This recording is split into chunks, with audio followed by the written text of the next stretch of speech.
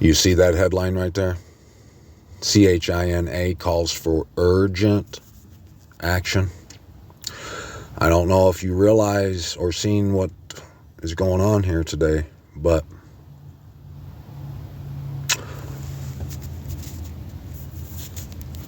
you definitely need to turn your ears on and hear what I'm going to try to convey. I'm going to have to do it on my tippy toes, on eggshells, if you catch my drift.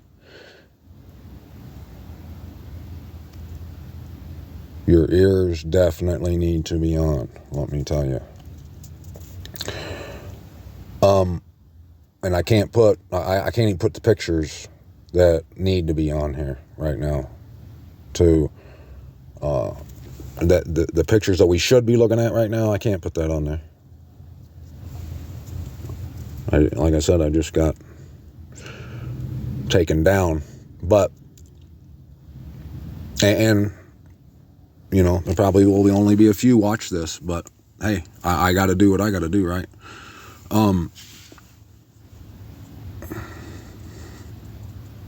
What if I told you that tomorrow at like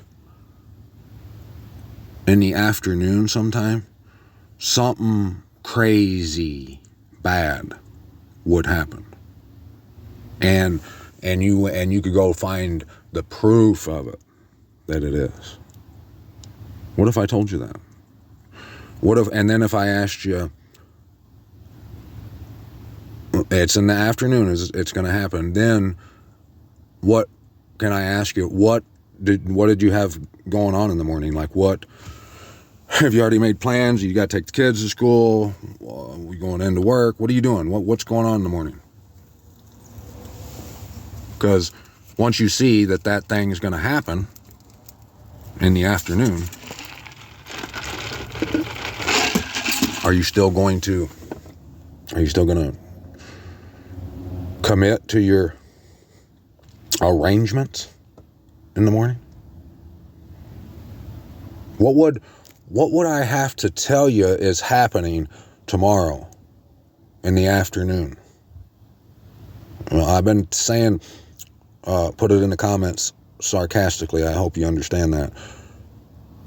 But yeah, put it in the comments what I would have to tell you to make you wipe the schedule clean, the to-do list for tomorrow off. Just throw it in the trash.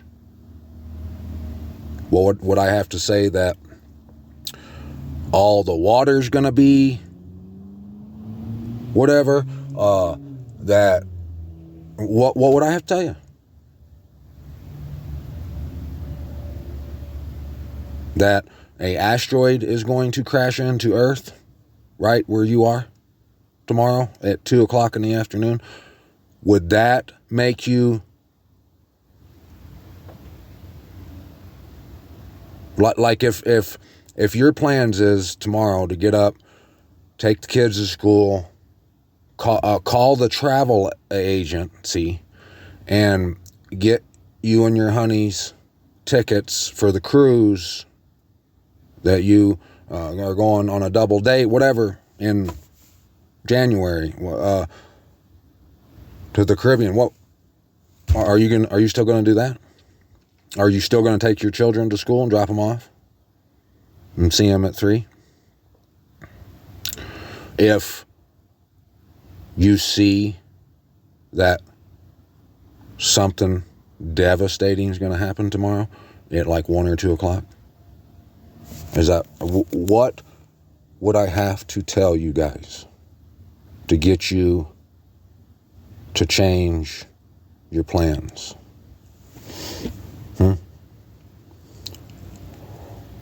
Honest question.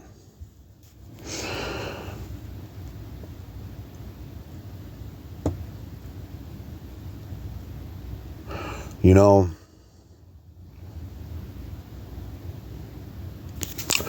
my baby sister today messaged me, and I haven't heard from her in a long time. Nobody really. And I don't know if it was she messaged me today. It might have been a few days ago. I just seen it today. And she said something along the lines of, I sure do miss having you around for Thanksgiving. And I mean, I've talked about this before. I know this is coming every year. The same thing happens. But I can't remember the last time she did that, and they all know how I feel about it. But it's only gotten worse. Like,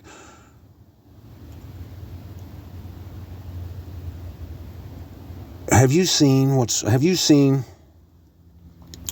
all the stuff that ISIS Rael is doing over there right now? Have you seen how they went into that hospital and made a bunch of shit up?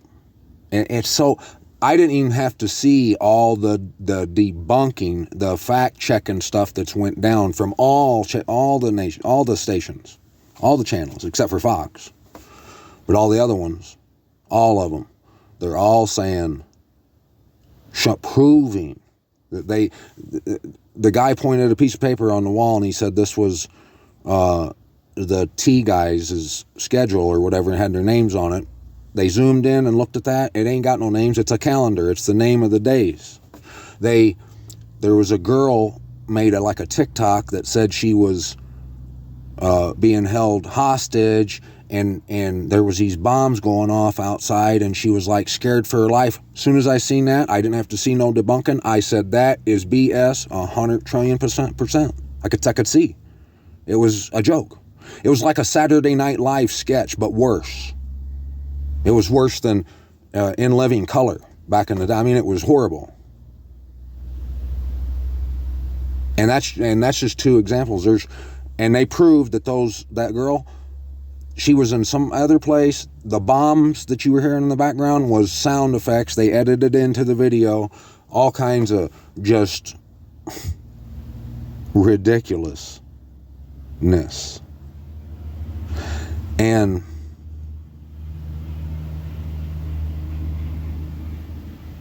you think all them people, the Fox type people, you think that that they don't have as much brain power, the mass as someone else who could see that BS? You think that's what it is? What do you think it is? I mean, I know there's some smart people that are Fox types, really smart people, good people. But why can't they see that? If that was Hillary Clinton done that towards Donald Trump, would they be able to see it then? Yeah, they would, wouldn't they? They'd see it then. They'd be talking about it. But they won't talk about it for that. So what would it take for them? What would it take for them ISIS Rael guys to do that was so obnoxiously ridiculous that a toddler would know better? What would it take for them to see and call bullshit when they see it? What would it take? What's it going to take for you to not go get your nails done tomorrow at 2:30? What's it going to take? I honestly would love to know what it would take. But this is what I do know, that most of you won't put a comment in the comment section and tell us what it would take. I know that you won't. You ain't going to do it. Because you think this is all a big joke, don't you? Yeah, well, I'm sure you would agree with me that the last few years, 4, 5, 6 years, the social issues that have come out and have been what we've went through the social issues and political issues that we've went through the last few years, I'm sure you would agree that they've divided, haven't they? The whole Trump and Hillary thing, the Black Lives Matter, we could just go down the list. All that stuff, it's divided people, hasn't it? It's been, like I said, my journey started at the abortion thing. That thing right there started to, and there was stuff before that, but I mean, it's ratcheted up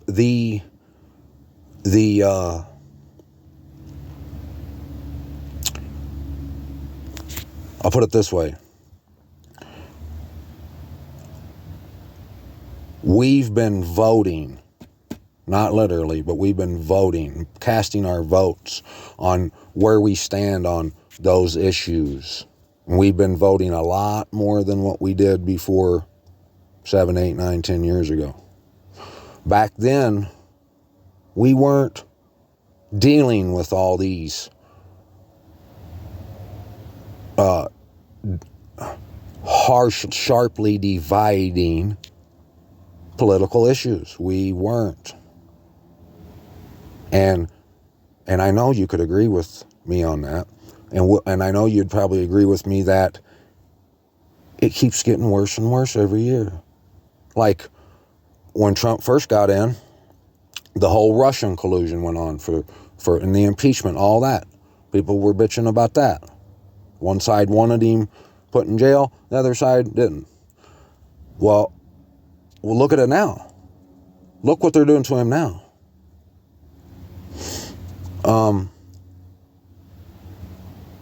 We all said that the one in there now was too old and all this. Look at him now. He's falling off the stage and picking his nose and stuff on the stage. The last 3 or 4 or 5 years, people have been talking about ISIS-Rael. Look at it now. Look what it's doing today. Everything's gotten extreme, hasn't it? Look at the rainbow stuff. Look at the border crossings, the homelessness, the wars, the truth about what happened on certain days and in certain places. All kinds of stuff. It just keeps ratcheting up, right? And I'm sure you have an opinion on every one of those issues, don't you? You might say, Trump's a crook, a criminal. And I'm not arguing with you that he is or he ain't. But I'm sure there's people that would say that. There's people that would say that probably have a poster of him behind their head right now as they're here listening to this on their wall of Trump. Everyone has an opinion on all those things.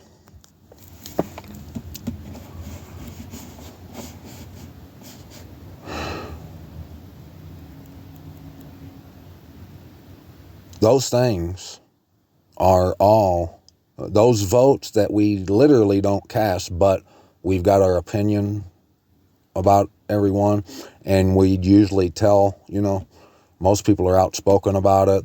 They wear shirts, bumper stickers. They let everybody know how they feel about certain things. They cast their vote. Who do you think the person is? Who do you think it is that's taking these polls, these surveys? Yeah.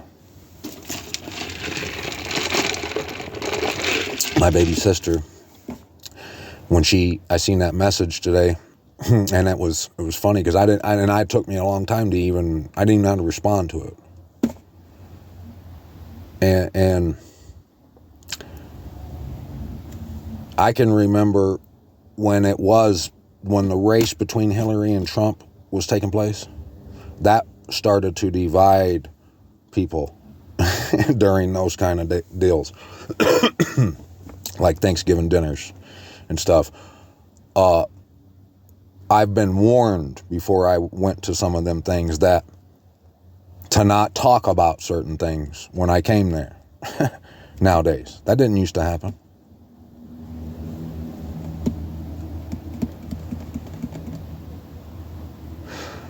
And the reason I laughed when I seen that message today is because with what's going on in ISIS-Rael over there and all the stuff that's going on, do you think we could actually sit down and have a dinner, a day together where we sit and talk and visit each other?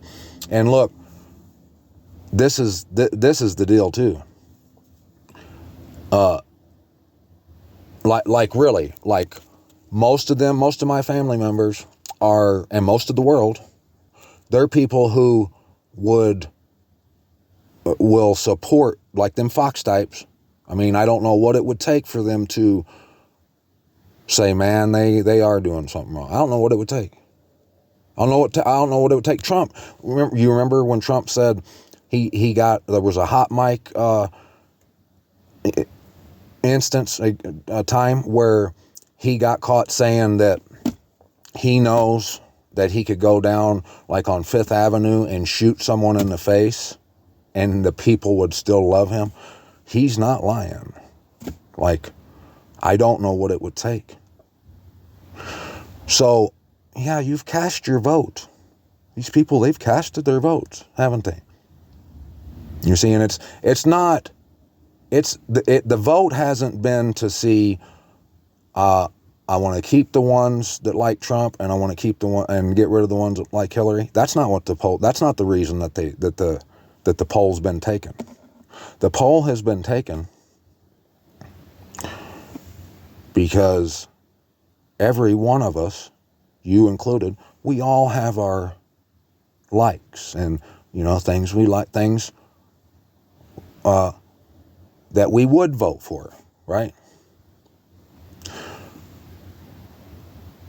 It doesn't matter if you voted for Hillary or Clinton. It don't matter. It don't matter what side of the aisle you stand on.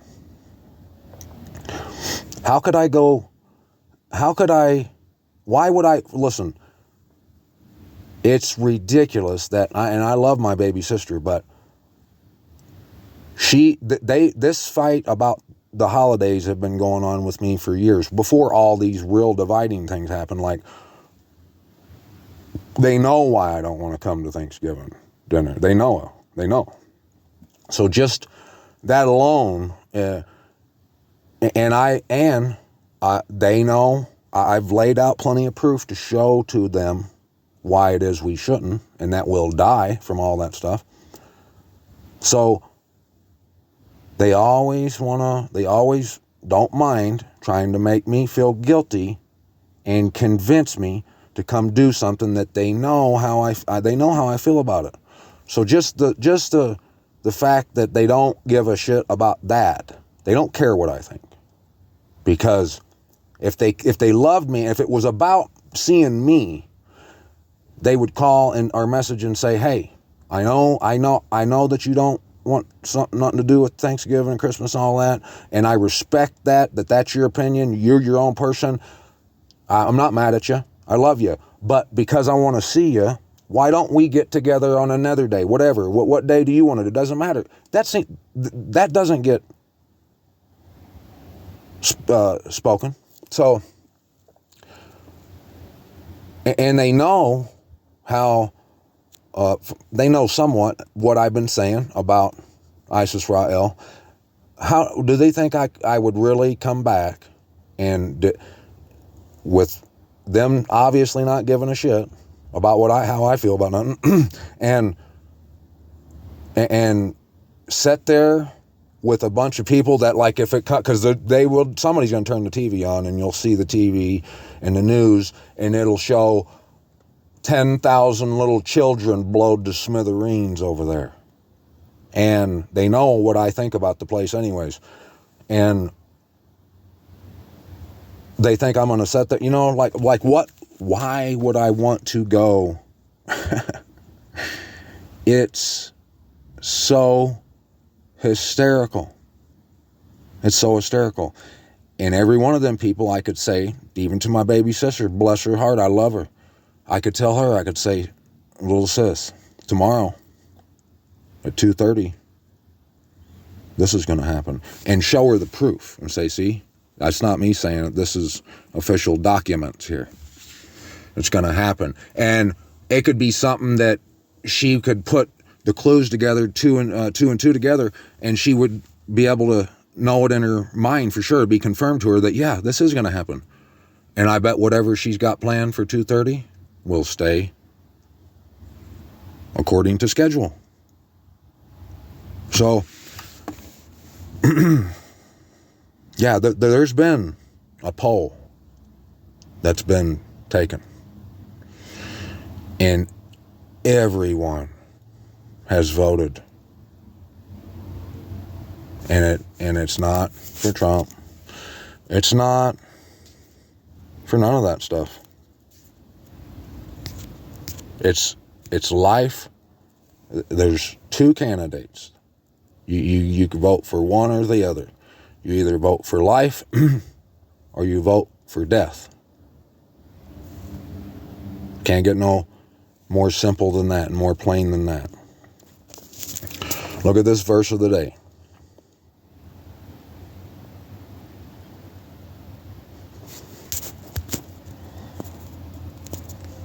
Wait a second. This ain't the verse of the day.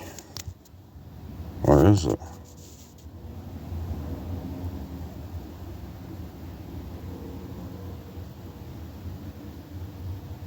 That's weird. This is... You see that? That is... Oh, daily refresh. I guess every time I hit it, it refreshes, I guess. I thought that was just the verse of the day this whole time. But anyway, I remember what it was. I just seen right before I hit the record button, I was on not Isaiah 16, Mark 16.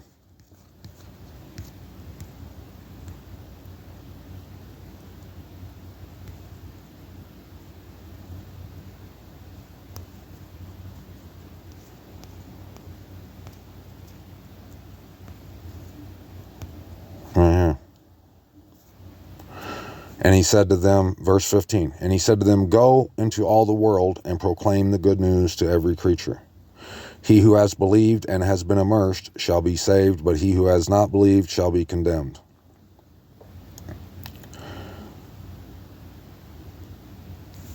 We're going to read all this, but look at verse 14. Later he appeared to the 11 as they sat at the table, and he reproached their unbelief and hardness of heart, because they did not believe those who had seen him after he was raised. Now, my guys, I need you to hear me out right now.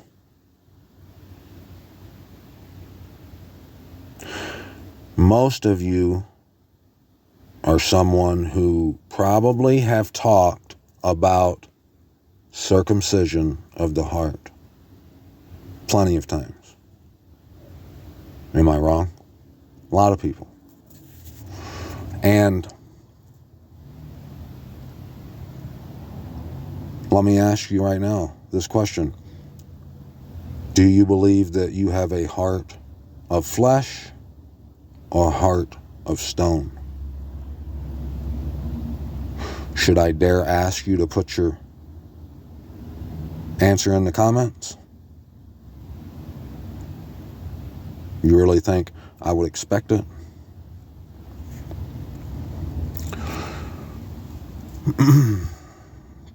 And when the Shabbat, Sabbath, was passed, Miriam from Magdala and Miriam, the mother of Jacob, and Solomon, Solomon bought spices to go and anoint him. And very early on day one of the week, they came to the tomb when the sun had risen. And they said among themselves, who shall roll away the stone from the entrance of the tomb for us? And looking up, they saw the stone had been rolled away, for it was extremely large. And having entered into the tomb, they saw a young man sitting on the right, wearing a white robe. And they were greatly astonished. And he said to them, do not be much astonished. You seek Yahuwah of Nazareth, who was impaled. He was raised. He is not here. See the place where they laid him. And go, say to his taught ones and Peter that he is going before you into Galilee. You shall see him there as he said to you. And they went out and fled from the tomb and were trembling and bewildered. And they spoke to no one, for they were afraid. And having risen early on the first day of the week, he appeared first to Miriam from Magdala, from whom he had cast out 7 demons. She went and reported to those who had been with him, mourning and weeping. And when they heard that he was alive and had been seen by her, they did not believe. And after this, he appeared in another form to 2 of them as they walked and went into a field. And they went and reported it to the rest, but they did not believe them either. Later he appeared to the 11 as they sat at the table, and he reproached their unbelief and hardness of heart, because they did not believe those who had seen him after he was raised. And he said to them, Go into all the world and proclaim the good news to every creature. He who has believed and has been immersed shall be saved. He who has not believed shall be condemned. And these signs shall accompany the ones who believe. In my name they shall cast out demons. They shall speak with renewed tongues. They shall take up snakes, and if they drink any deadly drink, it shall by no means hurt them. They shall lay hands on the sick, and they shall get well. They indeed, after the master had spoken to them, he was received up into the heaven and sat down at the right hand of the Most High. And they went out and proclaimed it everywhere, while the master worked with them and confirmed the word through the accompanying signs.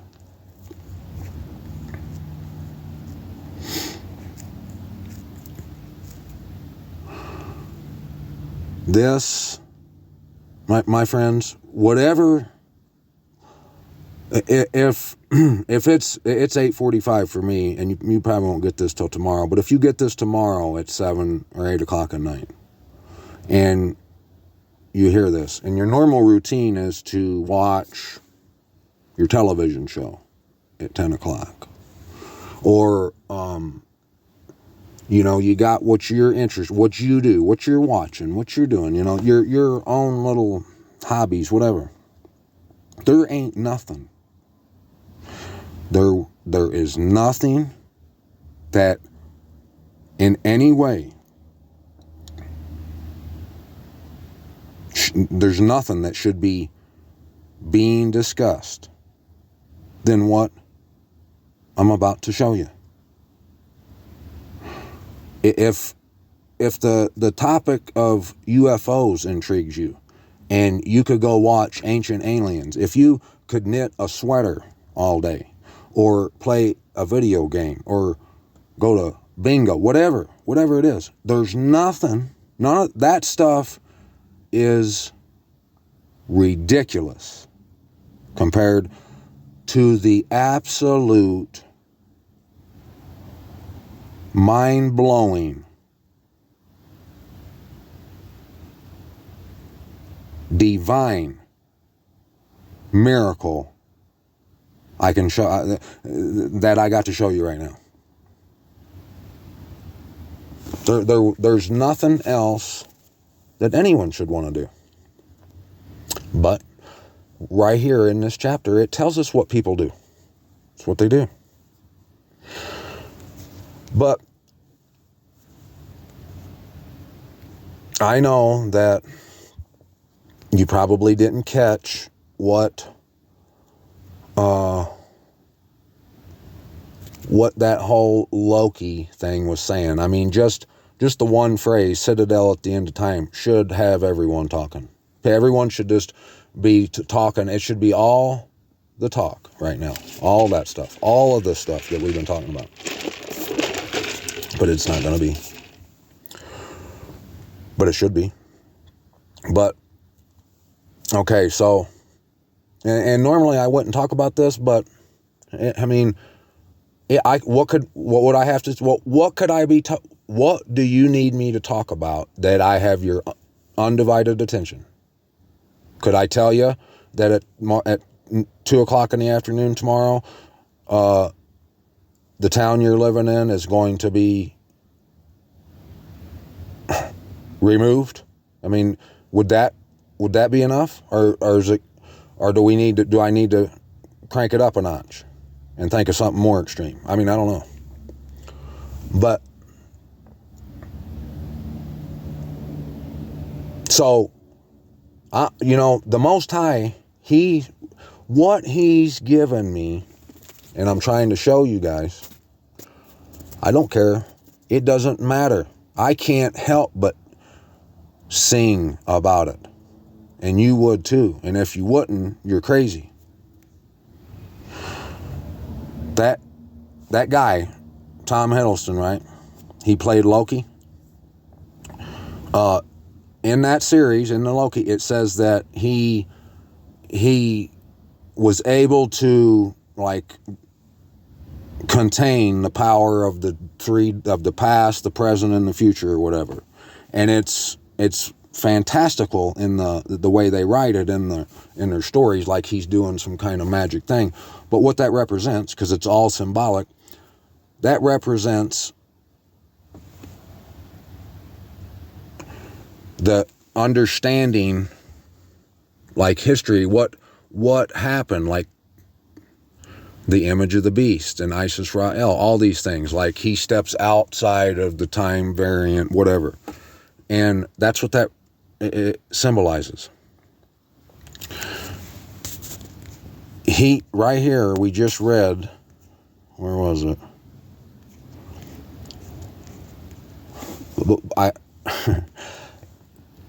Hopefully, at least one of you, when I read, where was he? Right here. When I read in verse 5, right here, where it says, and having entered into the tomb, they saw a young man sitting on the right, wearing a white robe, and they were greatly astonished.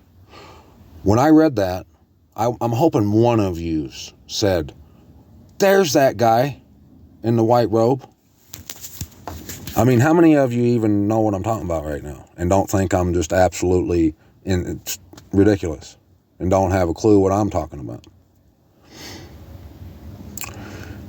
Right there, I'm praying that one of you, at least one of you, hopefully a lot of you, know exactly what I'm talking about. I'm hoping that some of you do, and if you do, understand that that's the message that we just got by seeing that guy right there in chapter 16 of Mark. It's symbolic for what I'm going to show you about that Tom Hiddleston guy that plays Loki. Check it out. So, me and him were born on the same exact day. We have the same birthday, right? His last name's Hiddleston. This is their crest, family crest. And I don't see anything symbolic about it but the red and white and the helmet, But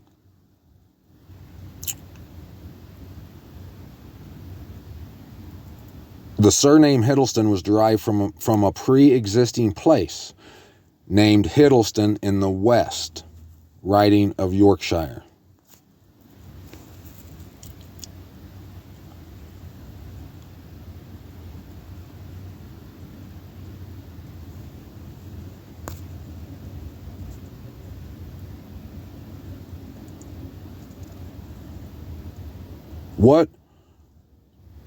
What do you think of, like, I've never heard the name Hiddleston, I don't think, before I seen this guy. The name, what word are you seeing in Hiddleston? Hiddleston. Hid, right? Hidden. But it says here that it's a derivative of Huddleston. Huddleston. And his last name looks a lot like my last name.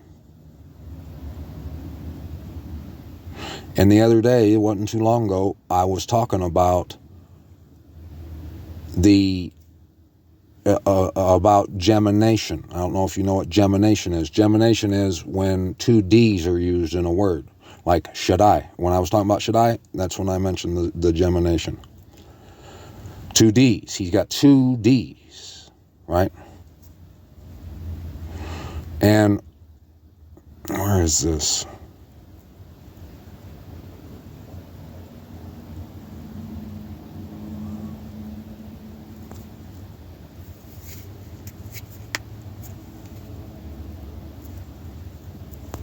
Oh.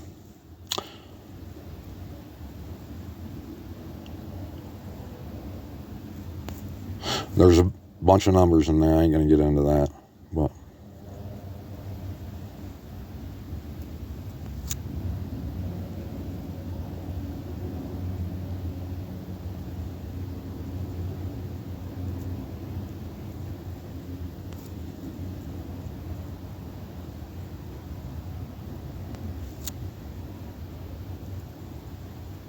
right here. Tom William Hiddleston. We got the same middle name. My middle name's William. His first name's Thomas.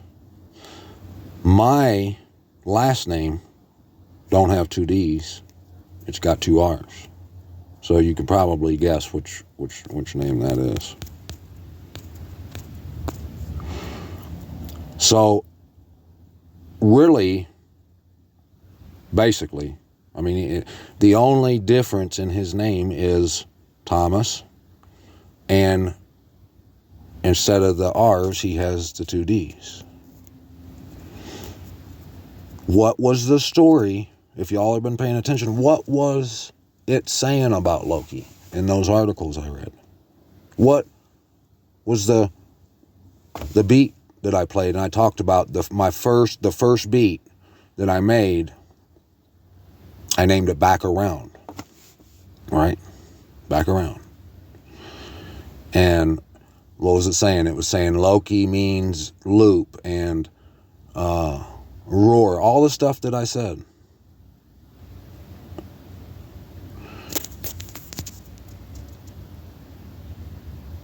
What's Thomas known for? Thomas.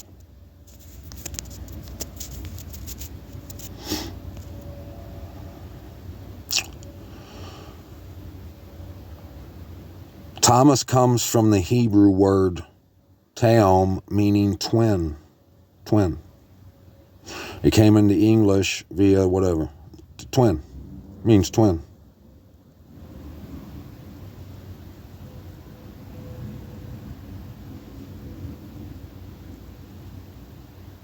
Number 45 for boys in America.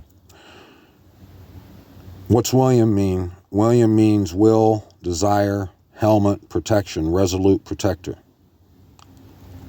But Thomas, it means twin. But when you hear Thomas, do you think about him being a twin? What do you think about? I know most people are going to say, doubting Thomas. He doubted. My first name's David. What do you think of when you hear David?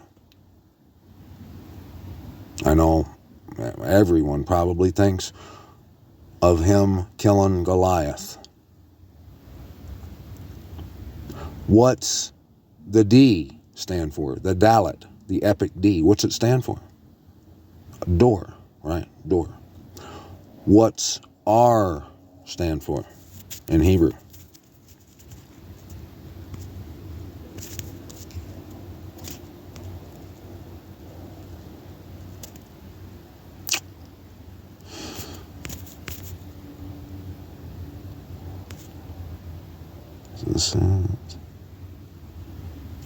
Oh, I gotta show you that though. You're gonna want to see that.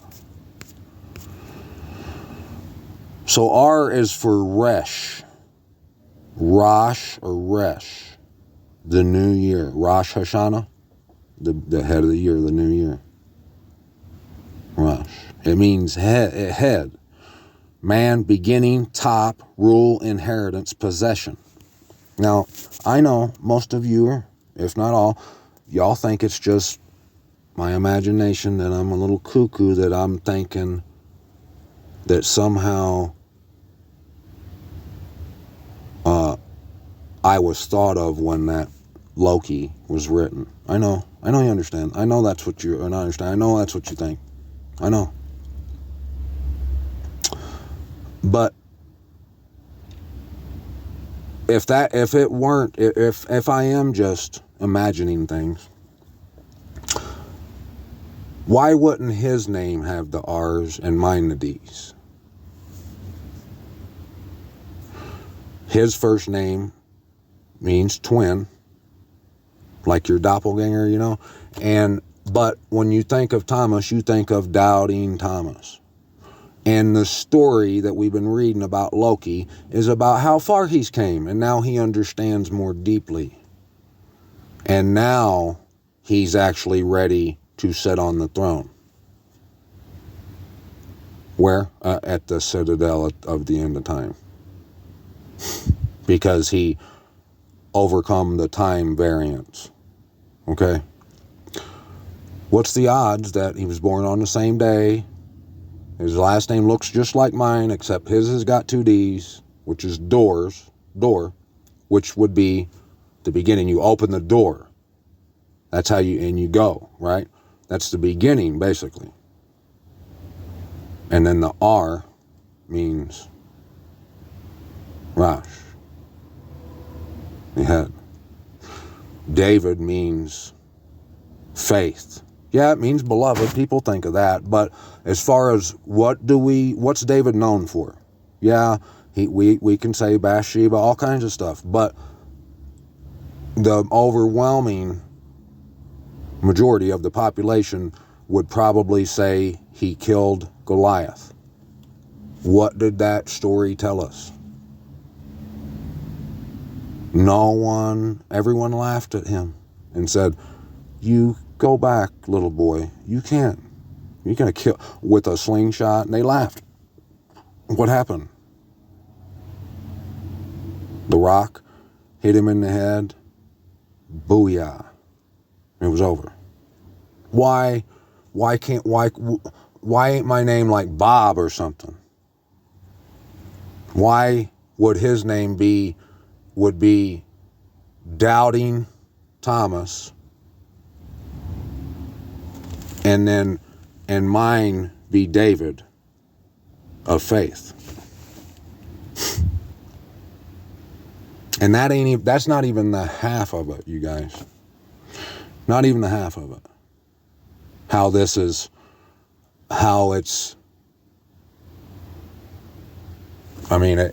It should be all that I want to talk about.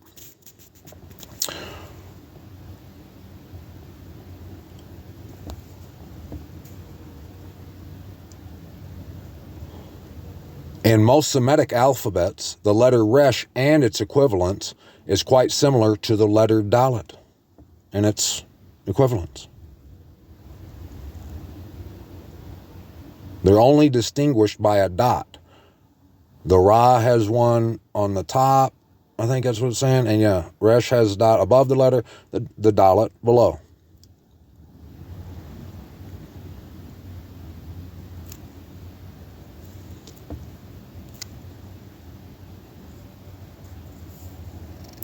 The word Resh is usually assumed to have come from a pictogram of a head, ultimately reflecting pro-Semitic Ra. The word's East Semitic cognate was one possible phonetic reading of the Sumerian cuneiform sign for head.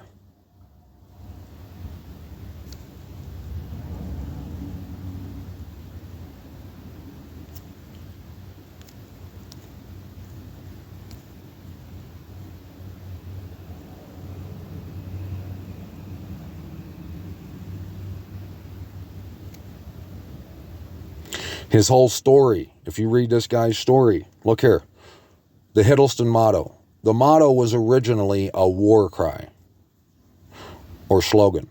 Mottos first began to be shown with arms in the 14th and 15th centuries, but were not in general use until the 17th century. Thus, the oldest coat of arms generally do not include a motto. Mottos seldom form. Where this is this what I'm wanting to read? Oh, right here. Okay. There's their motto at the bottom. Translation: honor and glory to be the Most High, be to the Most High alone.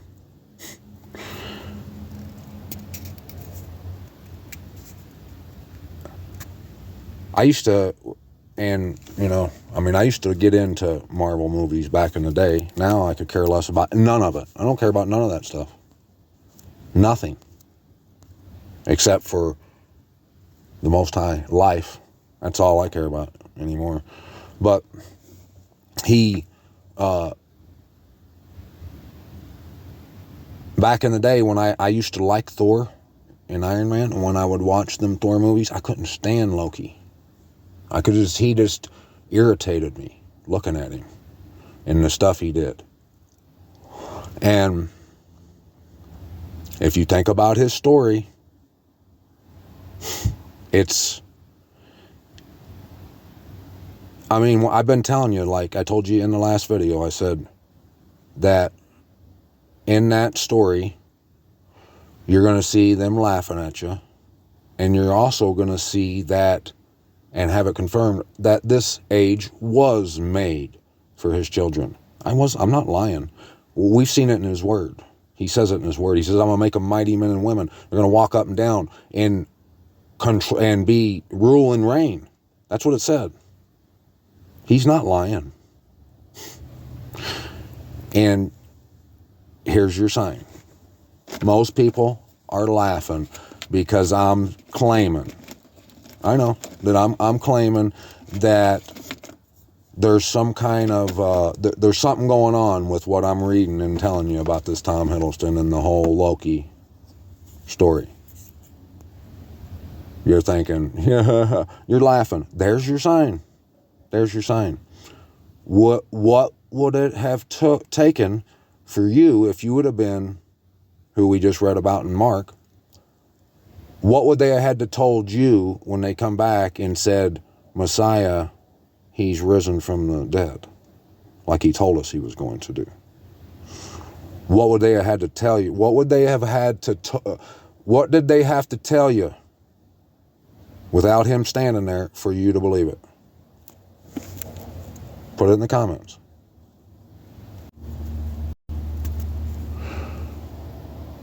There's your sign. My sign for you, for knowing that you wouldn't have believed it either, is that you won't put nothing in the comments. And I already knew that. Some of you will. Like Tracy, Sis Tarina, Sis Bethany, maybe. Few yous, yeah. Use them, they will. But, and once again,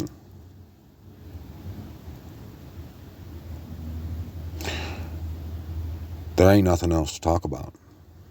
There's nothing else to talk about. I'm talking about everything and none of nothing. Anything else we could talk about is nothing that ain't got nothing to do with anything.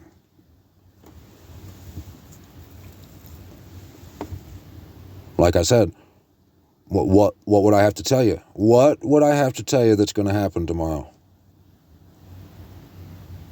And I have facts, the proof that'll prove that it'll happen. What's it got to be for you to cancel your salon appointment tomorrow, or to get you to not go to the bank and take out a loan to build your garage or buy a new truck or whatever it is.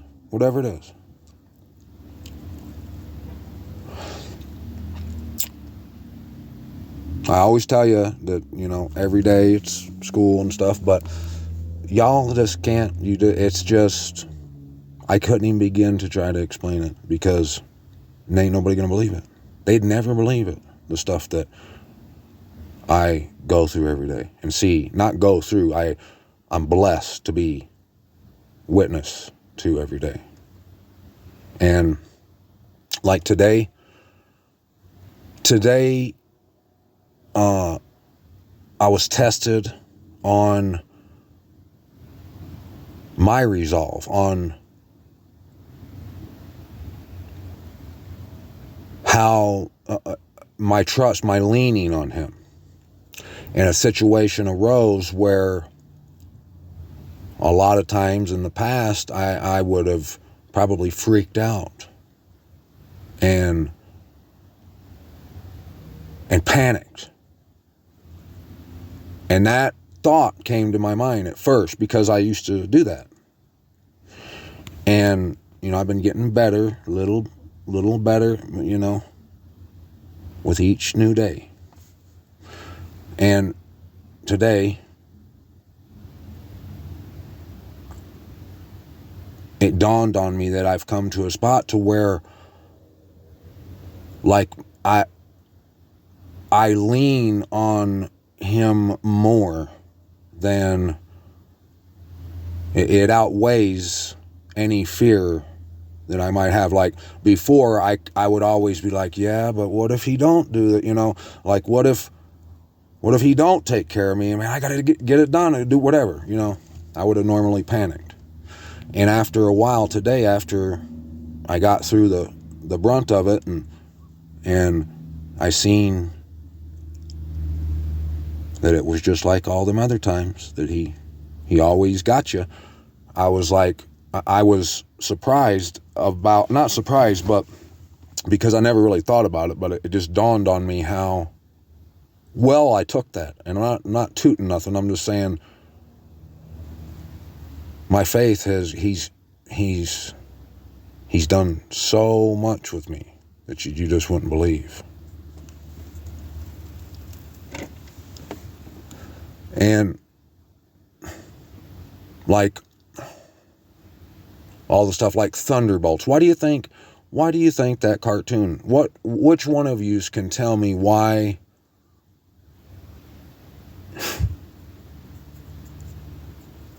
they named it Thunderbolts? Which one? Who can tell me that? Why they named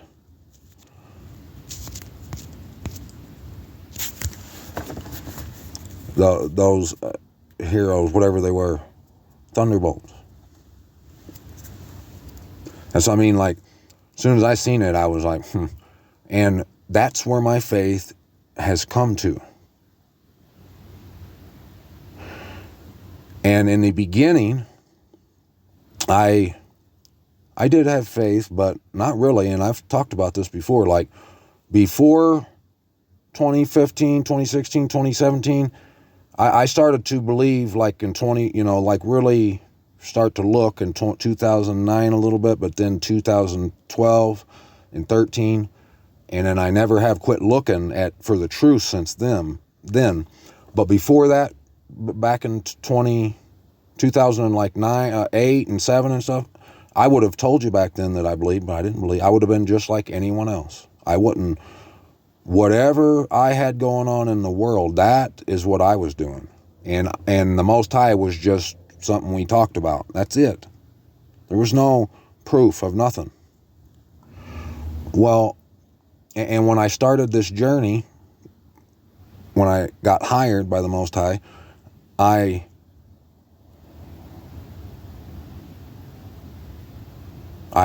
started, I felt guilty, and I knew I had to do something, but it was so it was like a baby. It was like a baby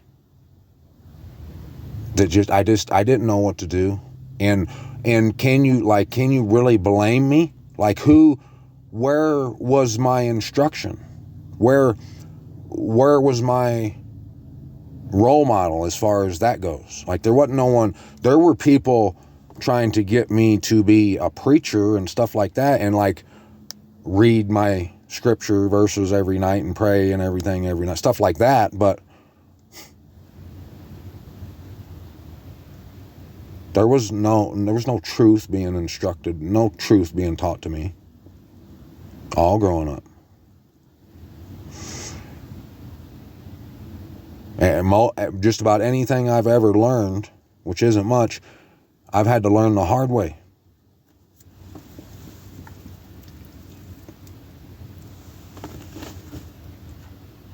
So when I started, I knew I had to do something, but I didn't know what to do.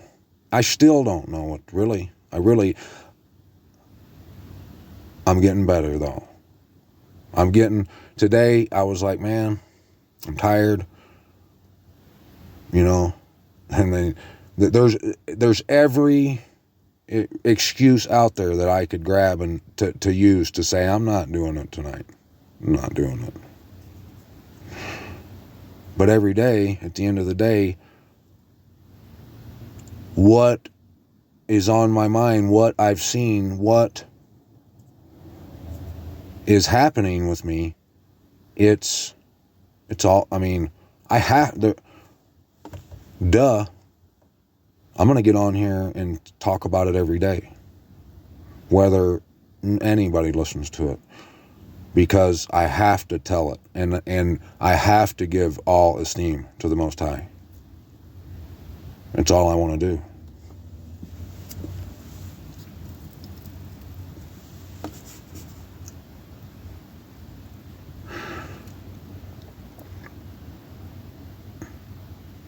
Do you think that, like, I know,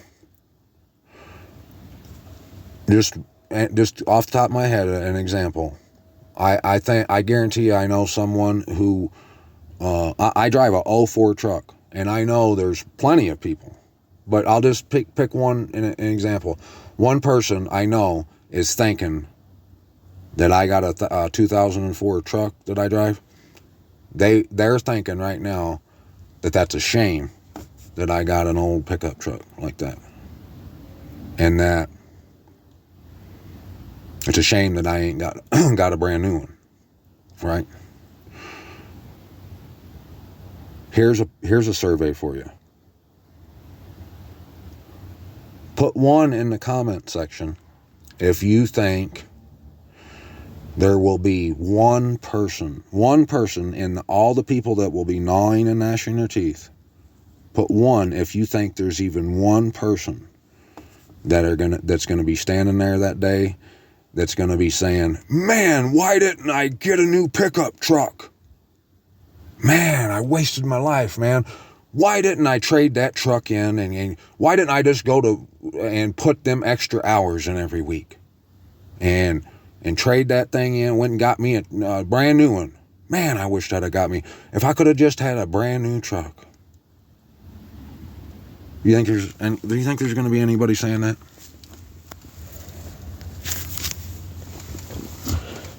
Think there's anyone going to be saying, man, why didn't I get them cruise tickets for us, babe?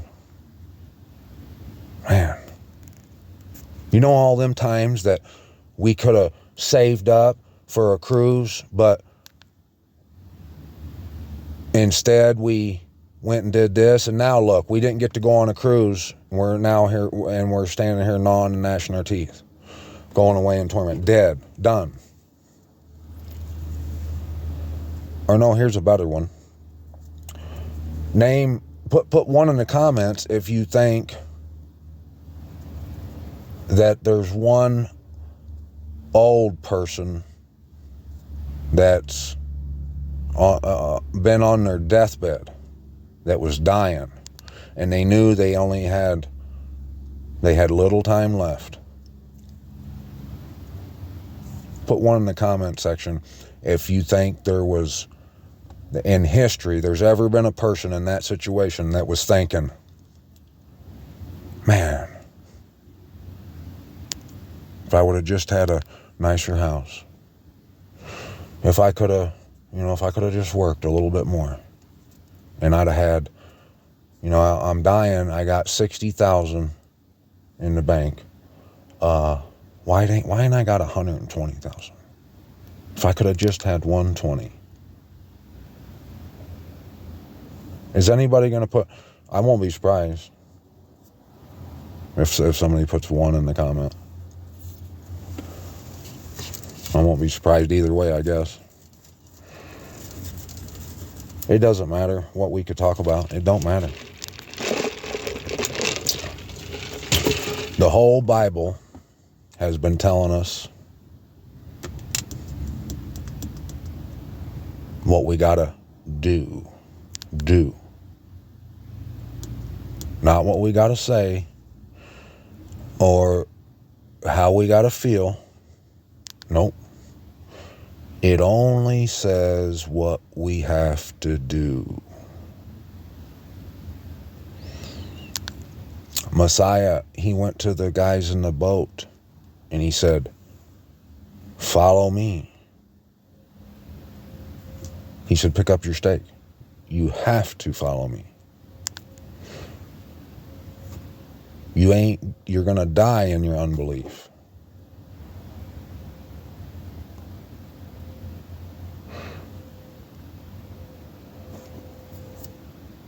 Why do people think today that they don't like all that stuff that's coming out over there about ISIS-Israel, all that absolute ridiculous nonsense, like blatant, obvious fabrications about what's going on over there? I see it every day in the news over there. It wouldn't matter, like Trump said, like the Fox type people, that diehard Trumpers.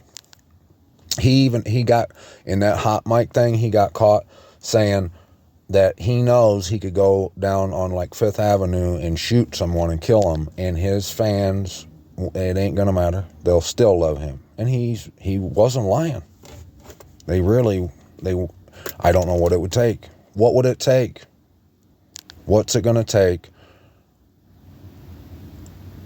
to come out about Trump that you could learn about him that would make the people who support him say, wait a second now.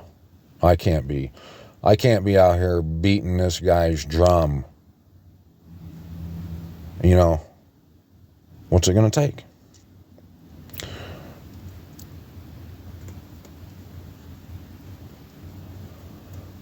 All those issues have been ratcheting up because it's the purge. The Most High is purging this earth of disbelief. He's purging them. When Trump was running,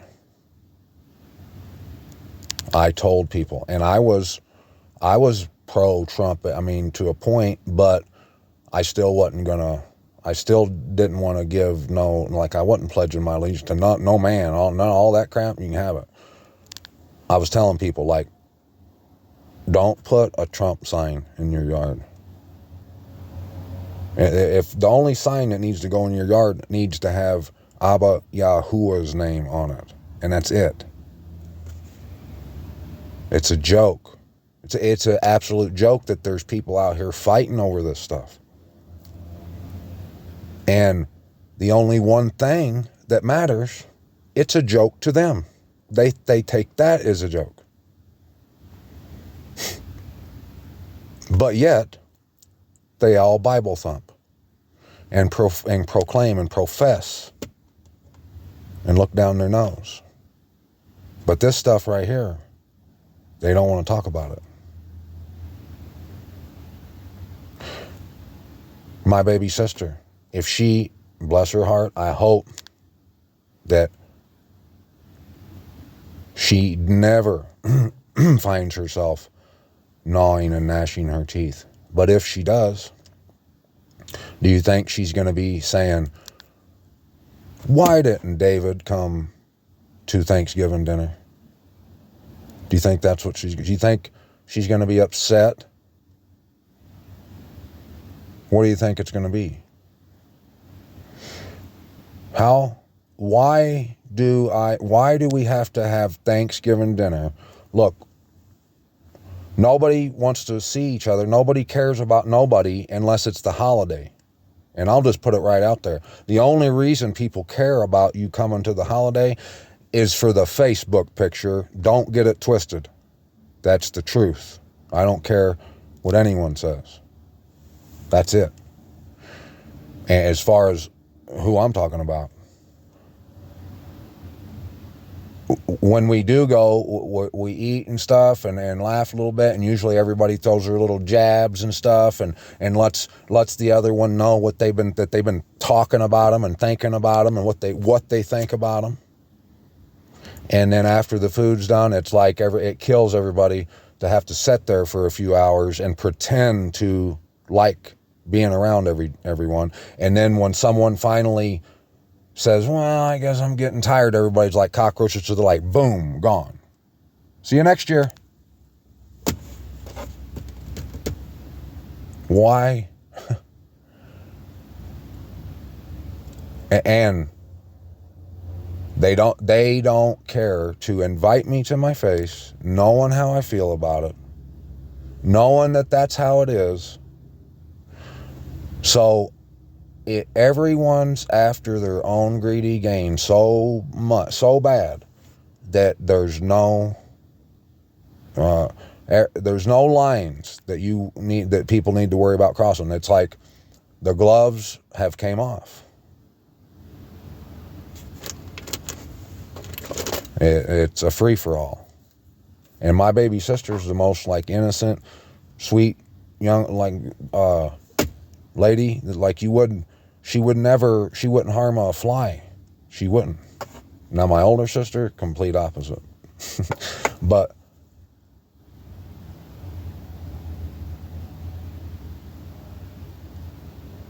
and she knows how I feel. Like I've tried to tell her, like why do we have to get together? If it's about getting together, why do we have to get together on a day that's pagan for one? And we all, like I could ask her, I could say, do you believe in the Most High? And she's going to say, yeah. She'll say she's saved. So why do we got to get together on a day that's pagan, that the Most High has told us not to partake in, eat food that we've been told not to eat, and on a day that celebrates bloodshed, unrighteousness on high? Why do we have our kids dress up like Indians and pilgrims and turkeys on Thanksgiving? When it's like, why can't we, why is it such a big deal that I don't want to go? Why can't we have a day where we all hang out on another day? Why? The polls are being taken. That's why. Because all Babylon, it supplies all your needs. It caters to all your needs. Whatever it is that they need to sell to you to keep you plugged in, they're going to sell it to you. Oh, you don't like Hillary Clinton? Well, here you go. Here's Donald Trump. I bet you'll like him now, won't you? You like what he says. You like the things that he says he's about. But once he gets into office, he ain't going to do none of that. He'll say some stuff to get you all riled up and be like, man, I love that man. But the whole time, none of that stuff ever happens, and all this crazy stuff happens and on his watch, and I mean, right down the line, all those issues. It's, oh, you are pro-choice? Here you go. Vote for pro-choice. Whatever it is, whatever the issue has been, all it's been is to get everyone's vote. And not a soul is voting for the only issue that anyone needs to think about. We don't need to think about Donald Trump and Hillary Clinton and Barack Obama and all this stuff.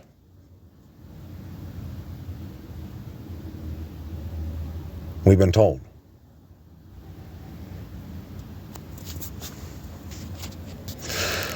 The true story behind Thanksgiving is a bloody one, and some people say it's time to cancel the holy day.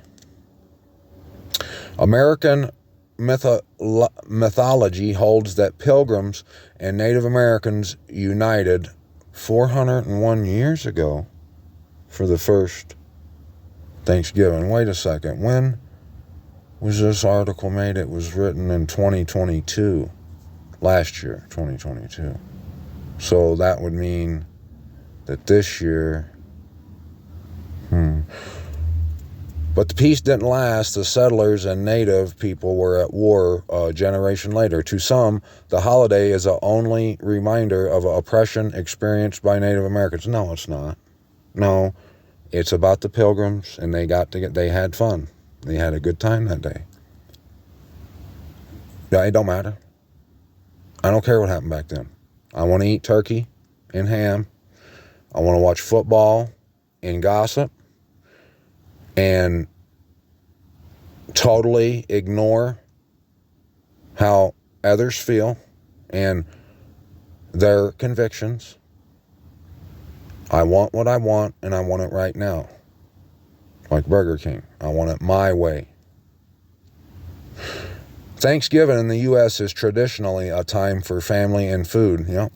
American school children typically learn that the tradition dates back to the Pilgrims who helped establish Plymouth Colony in 1620 in what is now Massachusetts.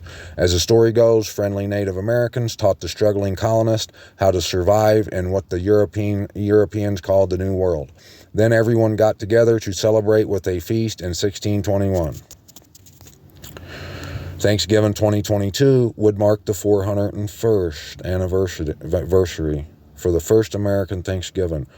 So what would the number be for this year? Don't mind that. It's just another one of those quinky dinks, Them darn quinky dinks, I tell you. It's in everything we read, isn't it? Thanksgiving, but in reality, Thanksgiving feast predate Plymouth, and the peace celebrated that day was tenuous. Settlers in Berkeley Hundred, in what is now Virginia. Why is it going to be Virginia now? What was it before? It don't matter. Celebrated their arrival with a Thanksgiving as far back as 1619, according to National Geographic. But the Washington reported the meal was probably little more than some oysters and ham thrown together. That makes sense. Sounds about right. Decades before that, Spanish settlers and members of the Saloy tribe broke bread in Florida with salted pork, garbanzo beans, and a mass in 1565. Yeah, that sounds about right too, according to the National Park Service. Our modern definition of Thanksgiving revolves around eating turkey, but this was more of an occasion for religious whatever. Decades before that. Wait a second, I missed a line here.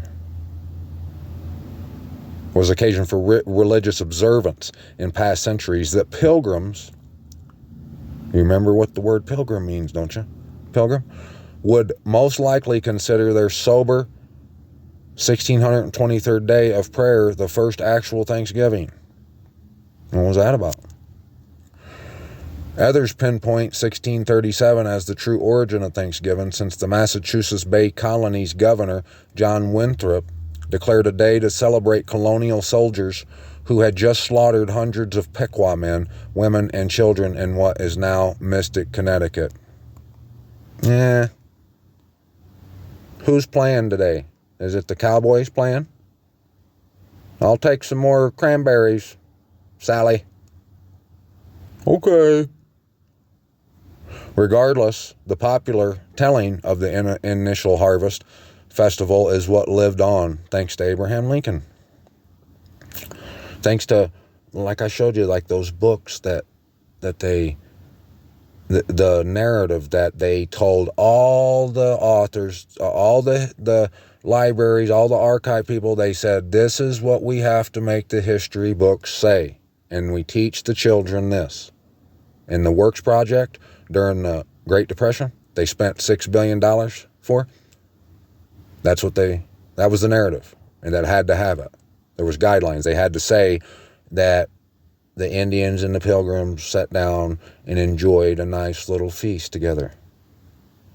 And none of the other stuff that really happened, all the reality got ignored and redacted, censored. And the one little piece of bullshit is what we were told. But yeah, I want to keep doing this. I want to keep celebrating that day. Why not? And anyone who doesn't, they're conspiracy theorists, fringe type people. The enduring Holy Day has also nearly erased from our collective memory what happened between the Wampana and the English just one generation later. They all killed each other. Bunch of dying going on. Weeping. Gnawing and gnashing of teeth. So,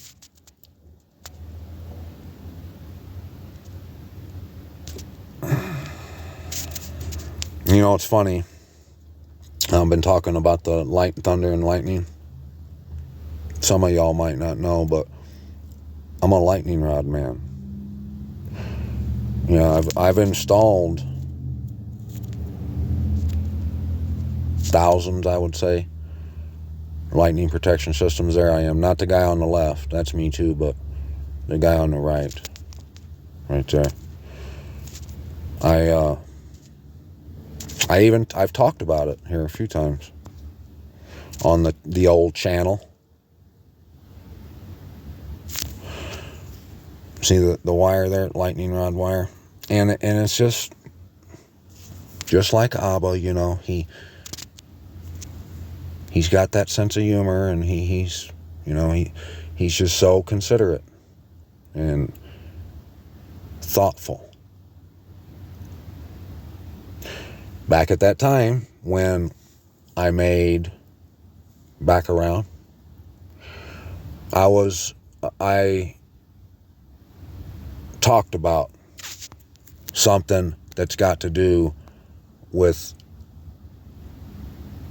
lightning rod systems, the business of it. And it was all about understanding. Like, I understand that most people see lightning protection systems as a absurd novelty item, like snake oil or something like that. Most people, they laugh. But then there's people who won't sleep at night unless they got every kind of system that they can possibly get on their farm and house. And they know that it works. I played this video back then of a guy, like a scientist, proving how it works. Like right there, you see it right there. There's no denying it. This is how it works, and it does work. And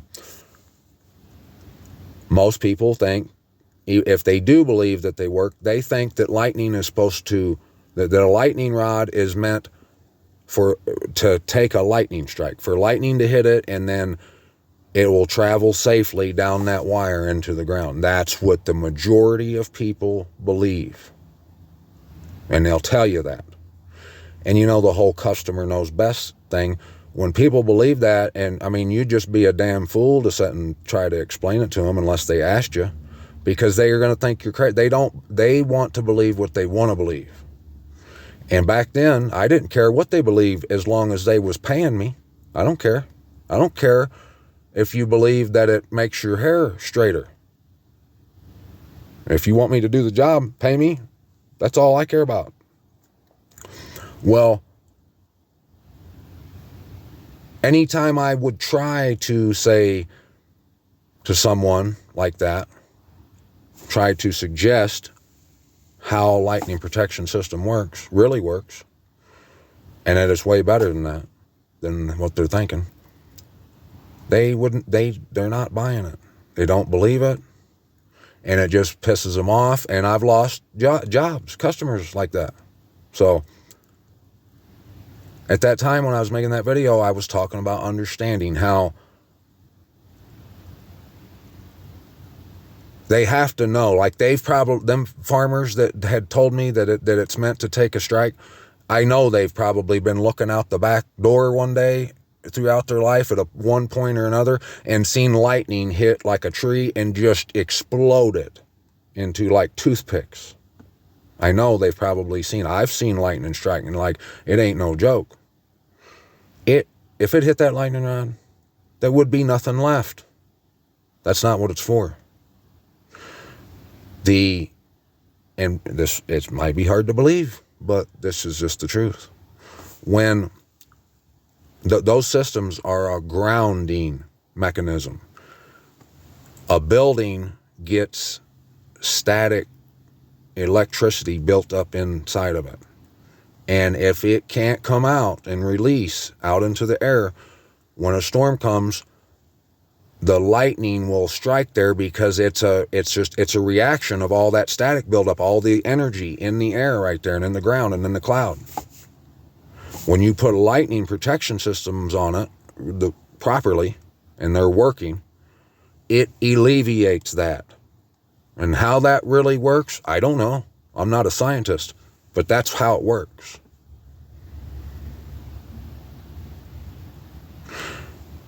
It, like, you know, in the wintertime when you rub your feet on the carpet and you touch the wall and the little electricity, if you have a good set of lightning protection system, a good lightning protection system on your house, that won't happen. As simple as that. But the overwhelming majority of people will tell you they either don't work or no, that's not how it works. It's lightning hits that lightning rod and drives it down into the ground. And it don't matter. You could show them the science. They don't care. And why is that? Why? Why couldn't someone just say, hear it out and be like, really? I didn't know that. And now they know. I mean, that happens with things, but yeah, I mean, I'm only saying this because I've had this conversation thousands and thousands of times.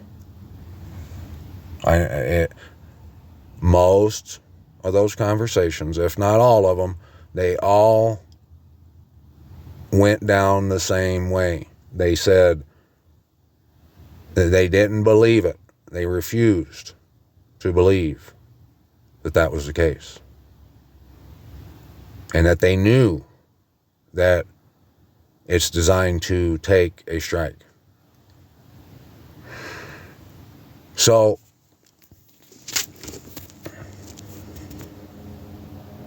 they got no understanding.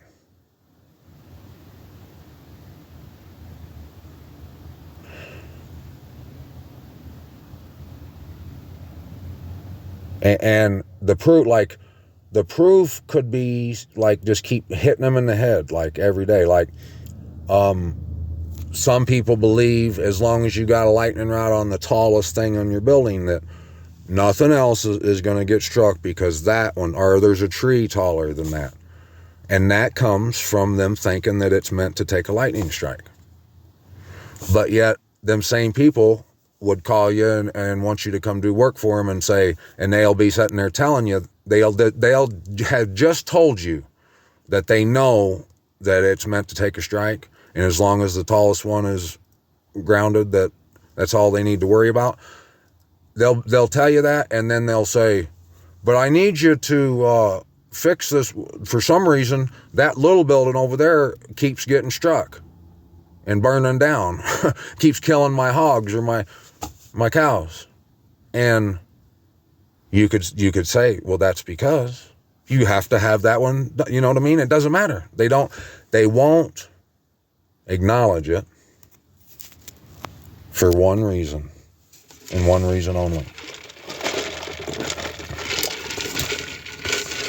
Because it's all about them being right. That's understanding.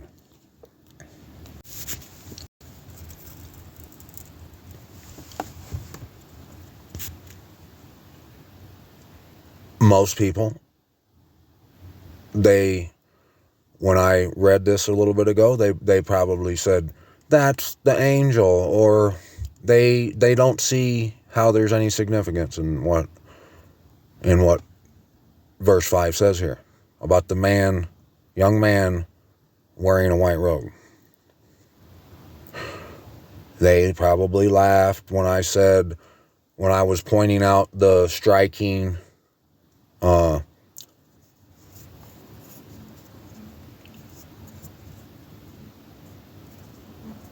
the things in common that I have with that guy, Tom Hiddleston, and the story and all that. They probably hear one part of it and they're like, this guy's crazy.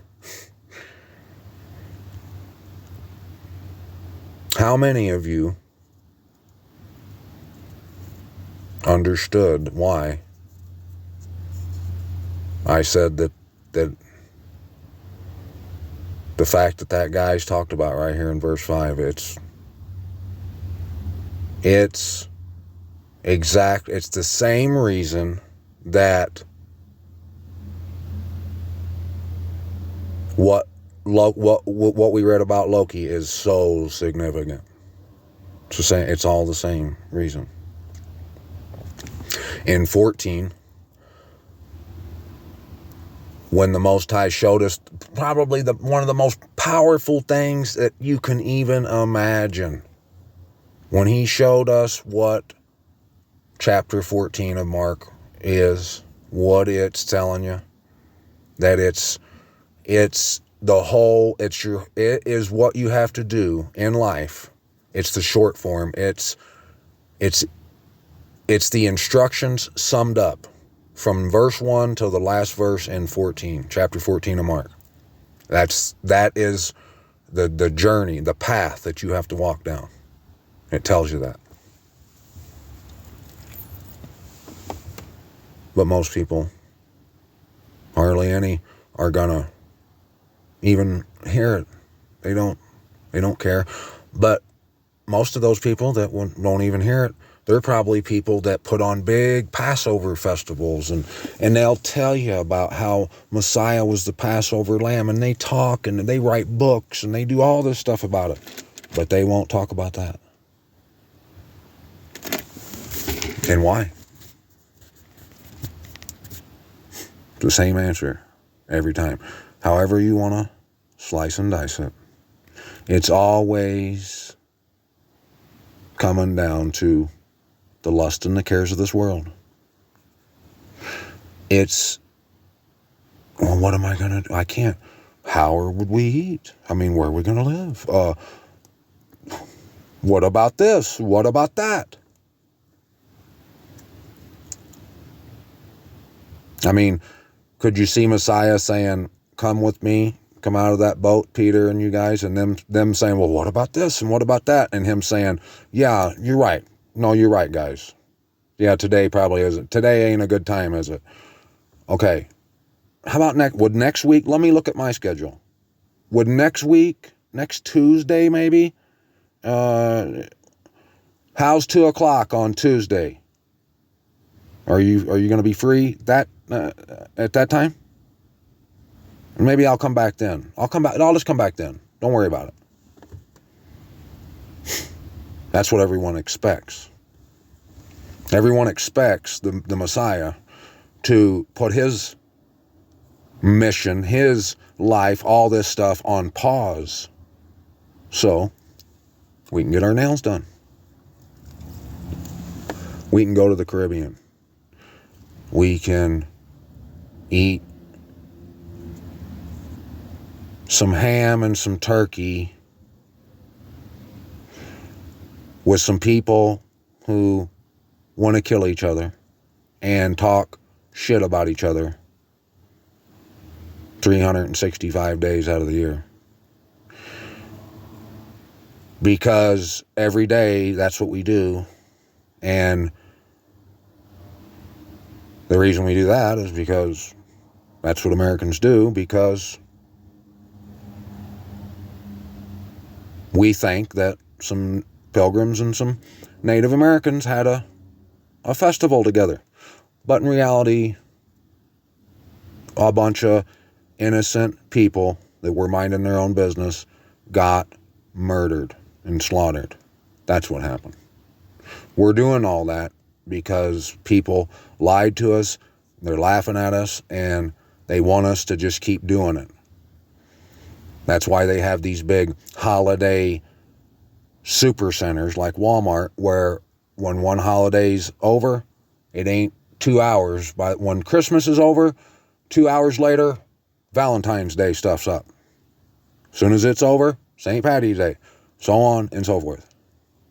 They want your money, they want your blood, your soul, and they want to laugh their ass off the whole time.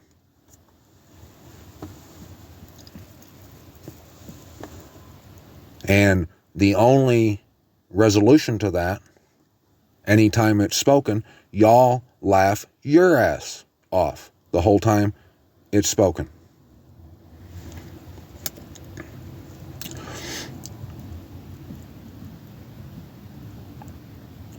Y'all, whether you have paid attention or heard it or not, if you would have, or if you did, you've seen the Most High answer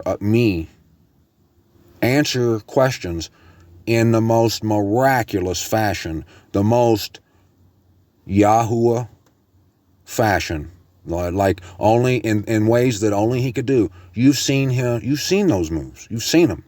But most of you probably just didn't pay no attention. I'm not saying all of you, but most of you probably just didn't even think about it, didn't even see it. Like, how many of you remember when I was reading that in chapter 14? I said, well, who's this guy that just runs off at the end? And his white robe falls off of him and he flees naked and don't never say nothing else about him, remember? Wouldn't you know? Because remember what I said? I said, that's the only place in the Bible that guy's mentioned. Boy, was I wrong, huh? Because here he is again. He don't tell you who this guy is, but there he is. And when Mary Magdalene, when she and her and the other Mary set out to go to the tomb, did it tell you what color of gowns they were wearing? It didn't, did it? Does it tell you what color of thing that the Messiah's wearing, anyone's wearing? Why do we have to know he's wearing a white robe?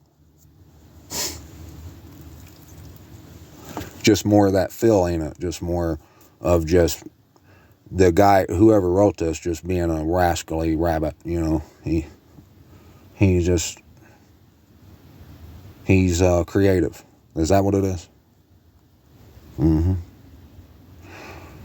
But what happened on NCIS last night, did you see what what's his name did on Young and the Rest? That all that stuff, that is worth our time to talk about, isn't it?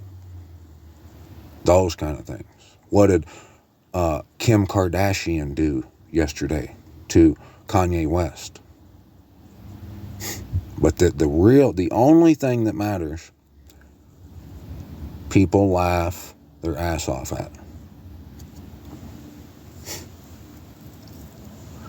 And you know one thing that you can take to the bank right now? Whoever it is that's going to be gnawing and gnashing their teeth, they're not going to be thinking that they should have had a new truck. They're not going to be thinking that I should have been there for Thanksgiving dinner.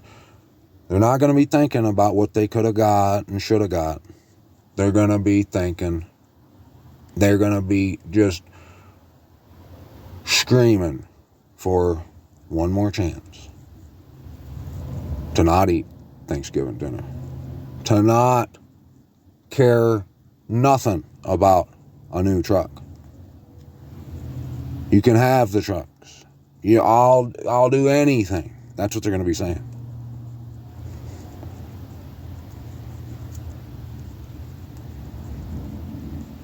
Why did I laugh my ass off every time your truth was spoken to me? That's what they're going to be saying. I didn't listen to him because I thought he didn't know his ass from a hole in the ground. I thought he was a no good sinner. I thought this and I thought that. And look what I did.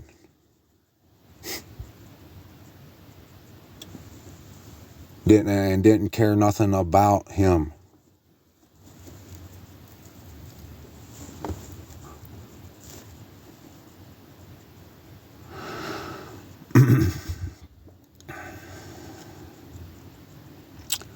That young man, on the way to the city,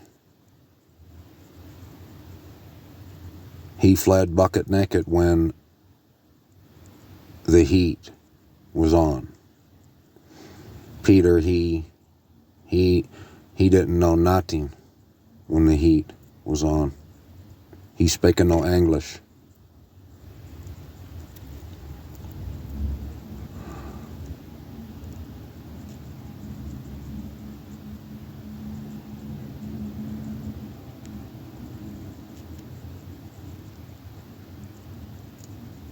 Where does Messiah sit? On the right hand of the Most High. What will he be wearing? White robe. What's all this word been saying to us? That you gotta go somewhere. You gotta do something.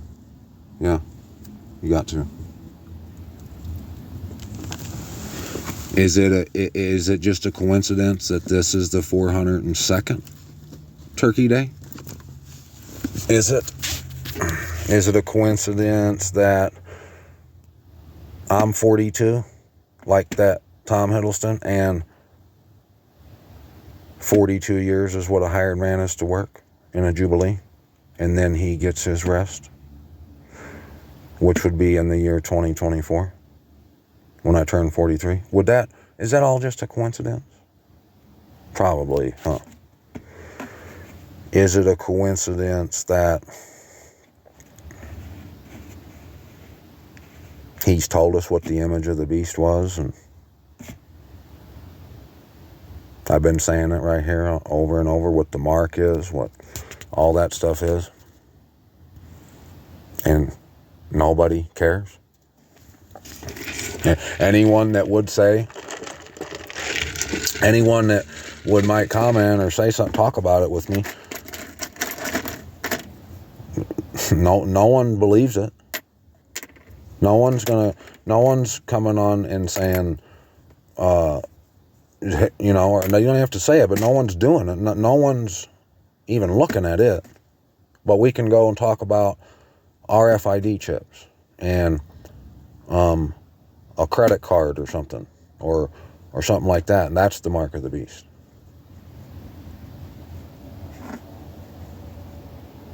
I mean, it was just a coincidence that Onslaught guy was using that H word to try people, and that he convinced the Phoenix and had Onslaught engraved, tattooed on her forehead. That's just a coincidence, isn't it? Look, if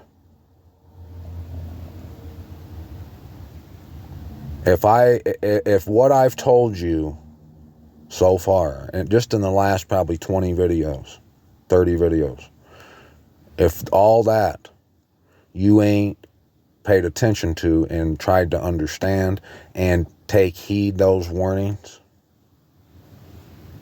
if you ain't, by what I've said, ain't caused you to clear your schedule for tomorrow and start thinking about what you should know has to be done, there ain't nothing there's nothing I could say. Nothing. And no chip or shot or tattoo is going to mean anything. The mark you have on you it's there. It don't matter. You could get shots and you not get shot. It don't matter. You got it. You got the mark.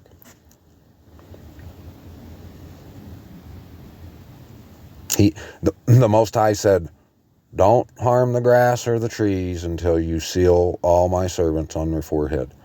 Was that a chip? Was that a RFID chip? Or a credit card or whatever? New World Order, blah, blah, blah. Was it? It wasn't. Was it? Wasn't literal, was it? So, if his servants who are faithful were sealed upon their forehead with his name, what's on everyone else? What do they just not get a seal? No. Everyone else is serving someone else. Probably theirself. And whether they see that or not, but like I've been saying, like the Most High has been showing us, he's been ratcheting these political issues up and purging more and more every day, and it's only going to get more. It's only going to intensify more. Every day, you're going to be faced with, do I keep supporting this? Do I keep cheerleading Donald Trump's and being a patriot or a Democrat, whatever, when all this is just all, it's what I'm told to stay away from in the Word. Do I keep supporting this? And the evidence is going to it's just going to continue to ratchet up right to your face and be so obvious to you that you shouldn't vote for it. Every day it's going to get more and more. And the more you vote,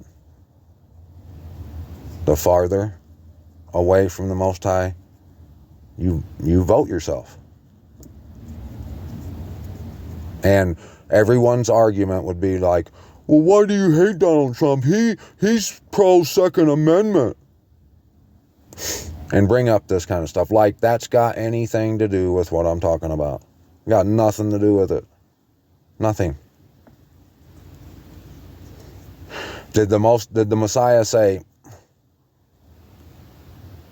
if you don't pick up your stake and believe and follow after me, you're not fit for the kingdom, you won't enter the kingdom? Or did he say, if you don't care about the Second Amendment and the Constitution, if you don't care about pro-choice and pro-life, and if you don't go cast your vote, if you don't go protest, if you don't work 80 hours a week, if you don't have at least a car that's no more than 10 years old, if you don't have that, if you don't have a Gucci or a Prada bag, if you don't have your nails done, you ain't coming with me.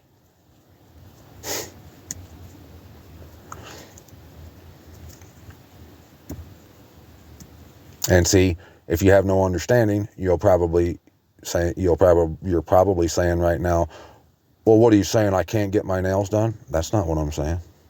I'm not saying you can't have a new truck. No, that ain't what I'm saying. I'm saying you can have everything, but you're going to get nothing if you don't get your priorities in order. You're going to have nothing. If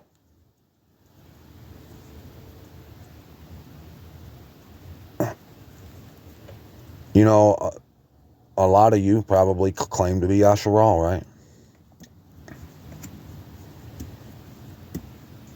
Does Yasharal live in Chattanooga, Tennessee? Is that where Yasharal is? Where is Yasharal? And wherever you think it is, if you're Yasharal, shouldn't you live there? Huh?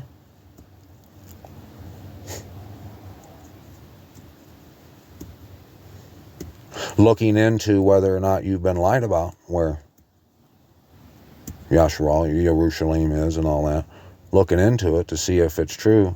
Is that, if you're Yasharal, I mean, is that something that maybe you should look into?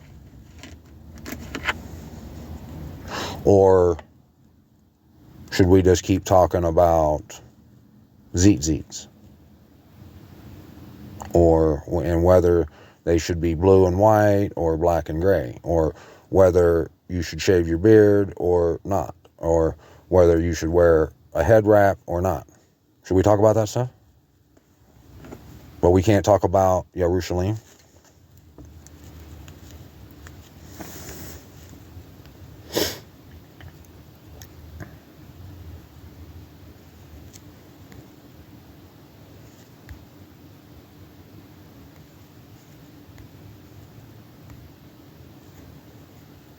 Why would that man's name be Thomas and my name David? His name has the 2 D's and mine have the 2 R's.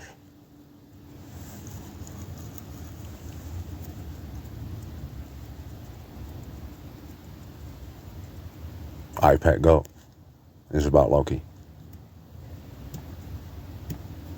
How about all the people that are dissecting I Pet Goat 2 that are thinking that it means that sharks are going to attack people, that they're going to have shark drones or whatever. You see the comments every time I play it. You see them comments down there. You can go through the comments. There's tons of them. People come on there every day. I came here today because of blah blah. It's like people. There's a lot of people who they know it's telling them something, but what it's telling them, they don't pay no attention to that. They don't care about none of that. That little movie, it's all symbolic. It's all real. And what they could be picking up on, if they would pick up the word, they could shut up about all that nonsense that they're saying it's about, because they'll see that it's not about that. But they don't want to pick up the word. They don't want to do that because you got better things to do, huh? Better things to do. It don't say that you got to come back to Yerushalayim and that it's been covered. It doesn't. Okay. Well, why can't you show me that? Why can't we look? Because you got better things to do. Yeah.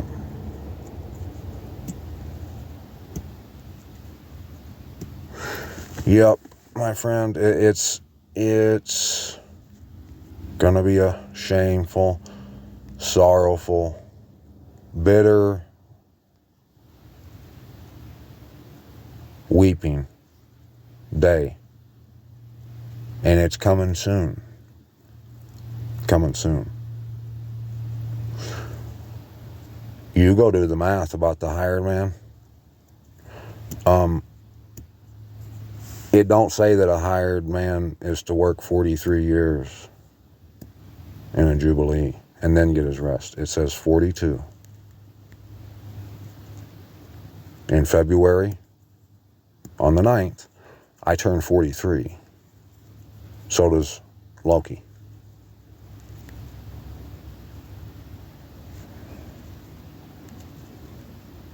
And they went and reported it to the rest, but they did not believe them either. Later he appeared to the 11 as they sat at the table, and he reproached their unbelief and hardness of heart. I wonder what he told Peter. Like, do you think, did he walk up to Peter and be like, bro, what the hell? What was that? You didn't even know who I was? I mean, I don't know I don't think the conversation's in here anywhere, but my gosh. I thought you were ride or die. I thought you had my back. Soon as the first sight of some opposition came, you didn't even know who I was. You didn't know who I was. Now, right here in verse 17 and 18, right here, it will prove to you that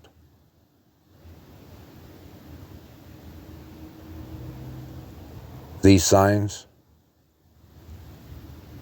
they've been accompanying this channel, what we've been doing. And I just realized that today. And a matter of fact, around the same time that I was talking about the guy fleeing naked and I said that that was the only spot, which shows you how much we've grown in just that little short period of time. And what's it been, a month maybe? It's going to prove to you, like it did me. Back then, that about a month ago when I made that and was talking about that guy fleeing, I said, we aren't to be doing those miracles at this time like that, because it was necessary back then, but today it's necessary back today. I was wrong. I have been doing these miracles. He says, and these signs shall accompany the ones who believe. In my name they cast out demons. Have I been walking up to people and saying in Jesus' name, get out of him, to a demon? No. But the truth that's been coming out of my mouth has been tearing down strongholds. It's been exposing darkness and wickedness. And I'm sure that people have changed their course when it comes to certain things because of what I've had a hard time conveying.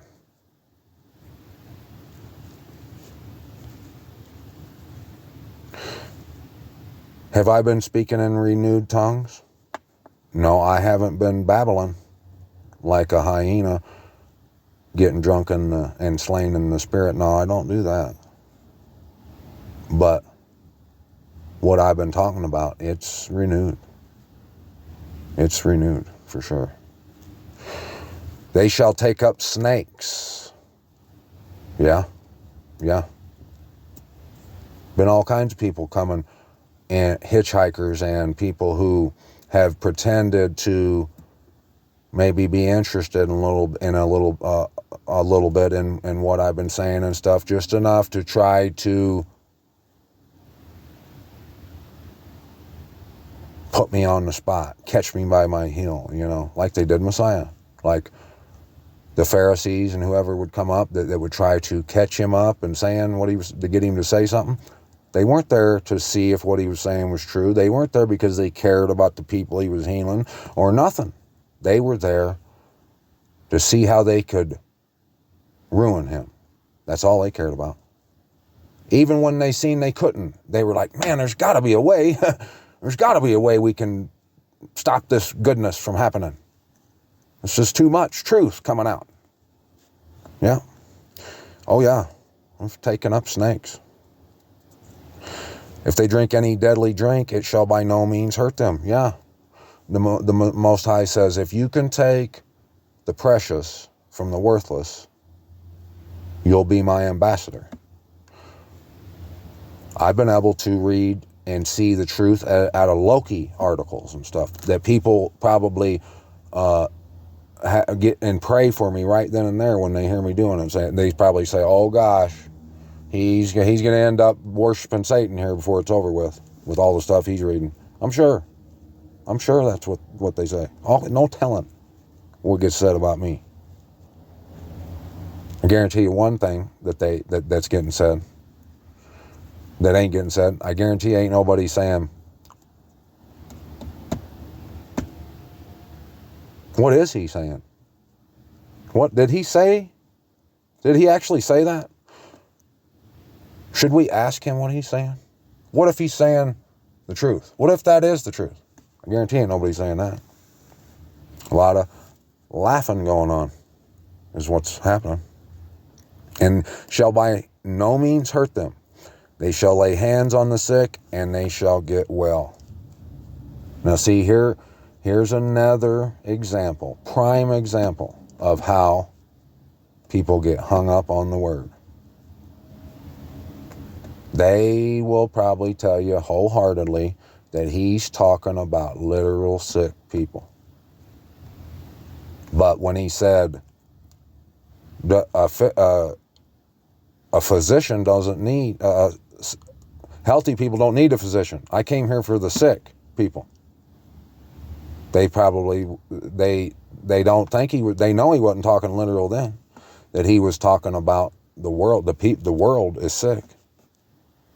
But here he has to be talking literal. Same with the fruit in the garden. They would rather die than to at least hear you out that it's not a literal fruit. And they'll argue till they're blue in the face whether it was a mango or a grape or an apple. And there's no way it's not literal. But when Messiah says, judge them by their fruit, well, it's not literal. And they just can't see how it could be. I really don't have any evidence that like people have changed certain things, like maybe a little bit, but maybe I'm just not remembering. But I don't think anybody's come on and said, hey, because of you, I don't celebrate Christmas anymore. Because of something you said, I don't call him Jesus anymore. Whatever, maybe there is. I would say that some sickness was healed somewhere. But I can say for sure, no doubt about it, there was plenty of sickness healed on my end. No doubt about it. And there's been so many answers given to me because I've read it that I've relayed here that would heal tons of sickness. But the problem is no one believes that they're sick. They don't think so. Like his taught ones right back up there. They probably thought when he came and reproached them, they probably were thinking, when are we going to heaven? I wonder, we're probably going to go to heaven next, right? Because, we're the apostles, the emissaries. But he come back and told them that they had a heart of stone, basically. Where's it at?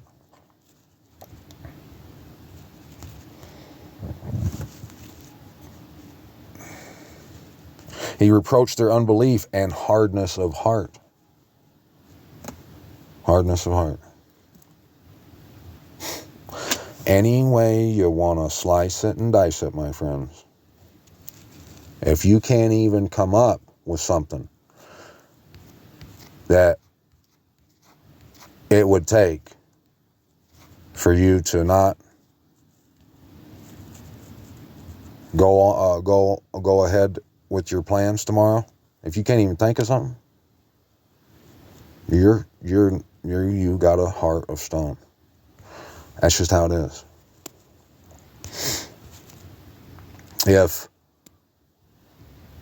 If you can watch the news every day and see that a lot of smashing's going on over there, and everything them people are about is wicked, and you can see that they're obviously clearly lying, and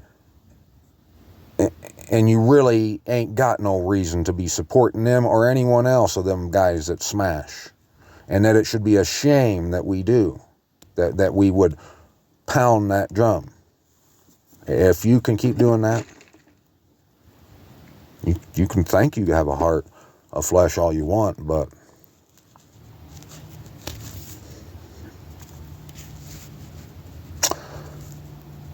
those sheep, they believe that they're going out for ice cream too, don't they? When they're on the way to the slaughter. They got no idea. The goat or sheep right behind the one getting his head chopped off, he's probably still thinking that everything's great. We're just going to another field or whatever. And within 20, 30 seconds, he's going to be a goner and don't have a clue. Don't have a clue. And what the reality was he had the ability to jump over the fence at any time. They all did. And could have ran out into the woods and took their chances out there and would have had a much better life and could have lived, had children, prospered. They didn't have to worry about anything. You know,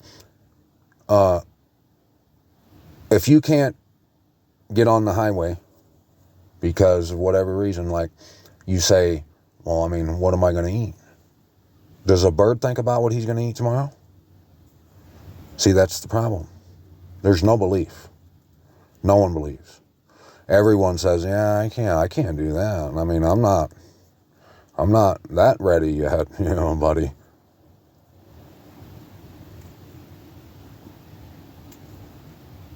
And it, any way you want to slice it and dice it.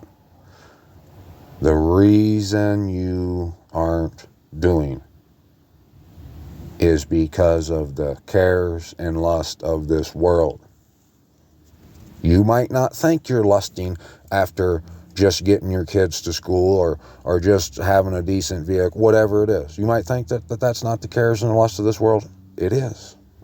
It's the cares. It's the lust.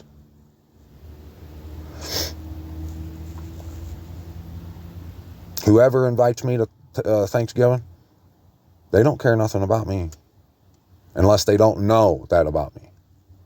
Then they might be just trying to be nice. But if they know me and know how I feel about it, if they bring up Thanksgiving, they don't give a shit about me. I don't care what they say. Am I going to do that? Am I going to call up my Muslim friend and tell him to go do, it's just, it's ridiculous. And it's only getting worse. Like, I bet 30 years ago, it probably wouldn't have happened like this. But today, everyone's being driven to a point of absolute madness. And it all comes down to the cares and the lust of this world. If anyone did care about me, they would say, I want to see David, and he don't like that stuff. So this is however we got to do it to see him. Ain't nobody done that. If they bring up Thanksgiving, where is the care? The care is that they have an agenda. There's a reason that it ain't because they think I'm going without or I'm going to die because I don't get Thanksgiving now. It's not because of that.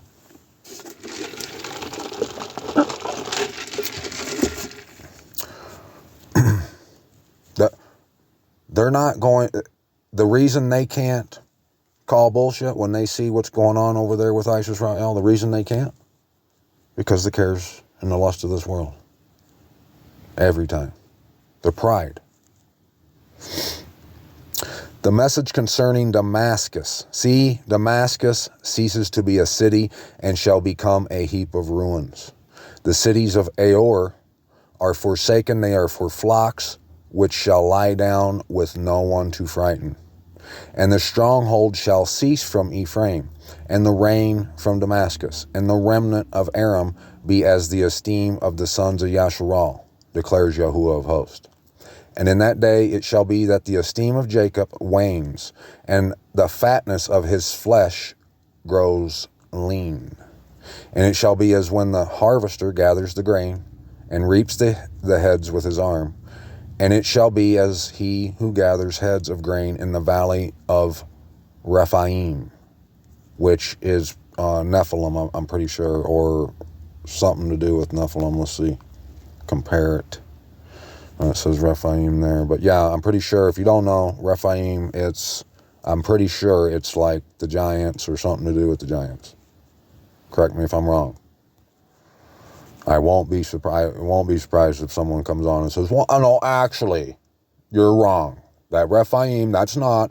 This is, and hey, bring it. I want all the info I can get. But, I mean, if you're gonna get on here and tell me about that, and I want you to, can't we just talk about a few of those other things, too? Wouldn't that, is that okay? And gleaning grapes shall be left in it, like the shaking of an olive tree.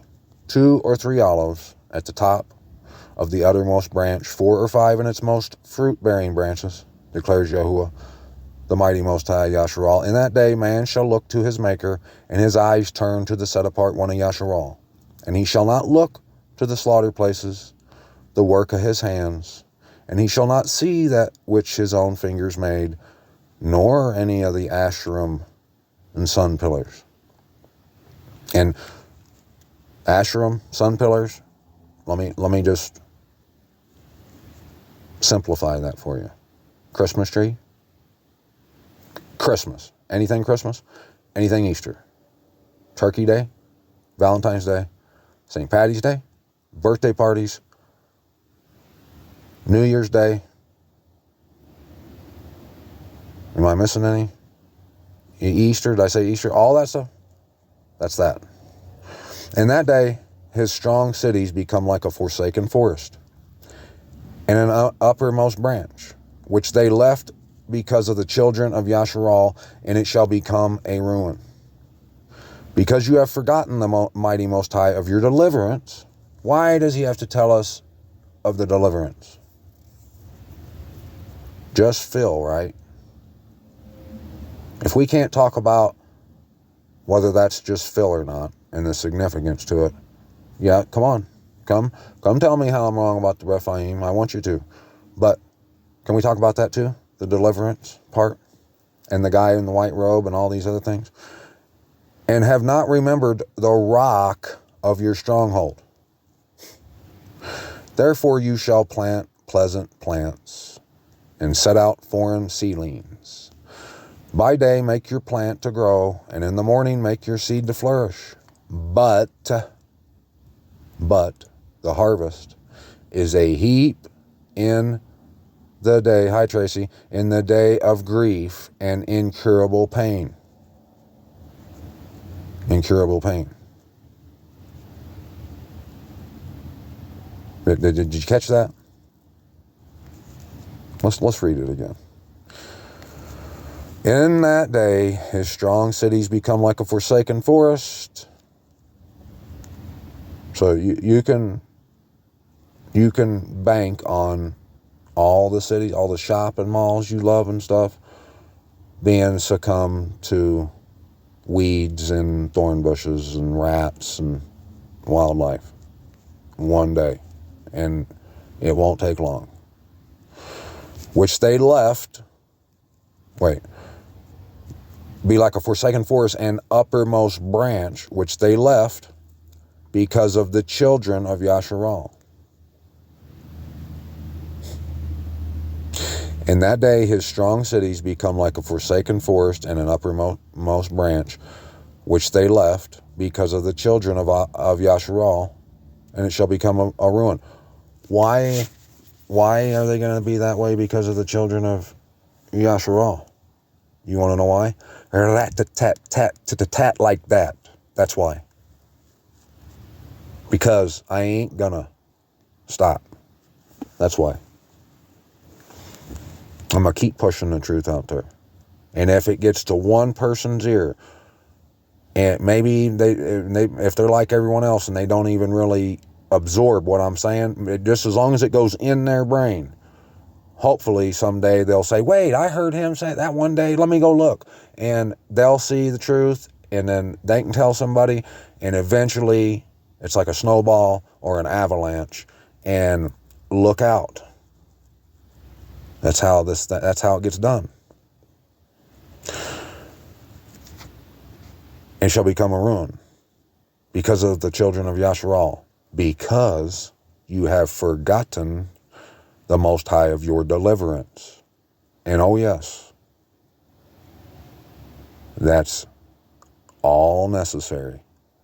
Everything you just read. And have not remembered the rock of your stronghold. He's our rock. What's our stronghold? No significance? Yeah, okay. Therefore you shall plant pleasant plants and set out foreign seedlings. Foreign seedlings. Sons of a foreigner. Christmas, Easter, Thanksgiving. Blah, blah, blah, blah, blah. Death. By day, make your plant to grow. Yeah. And in the morning, make your seed to flourish. But the harvest is a heap in the day of grief and incurable pain. It's everything we've been reading, ain't it? It's telling you that.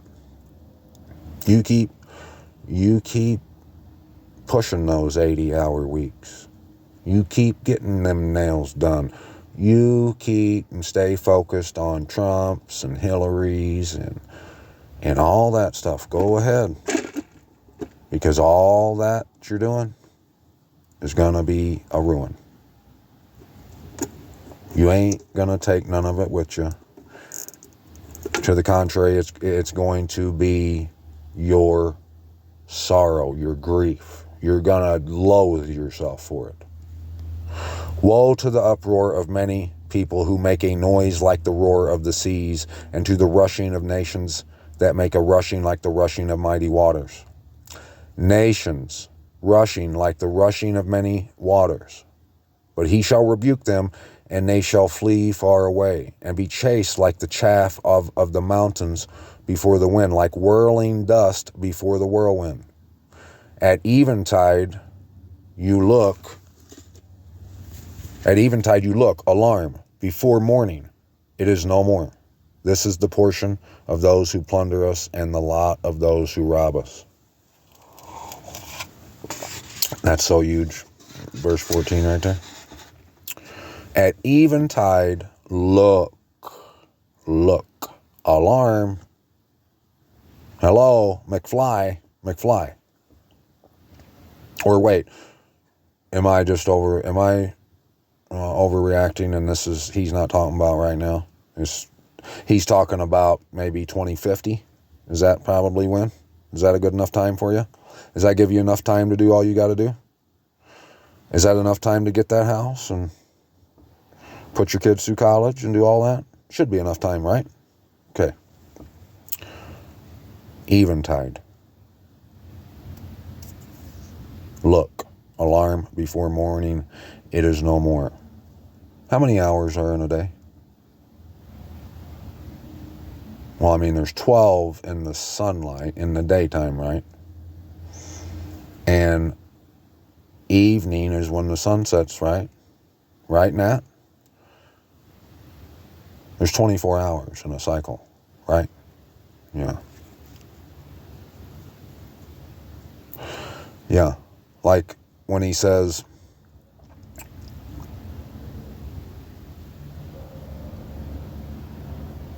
it's the same as when he said as the 3 years, as in the years of a hired man. He's telling you that out of 7. That's what he's telling you.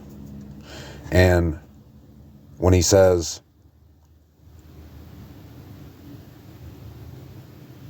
like at midnight, I can't remember where he said it, but he said, before the first day, there's a reason that this is going down in 24. Trust me.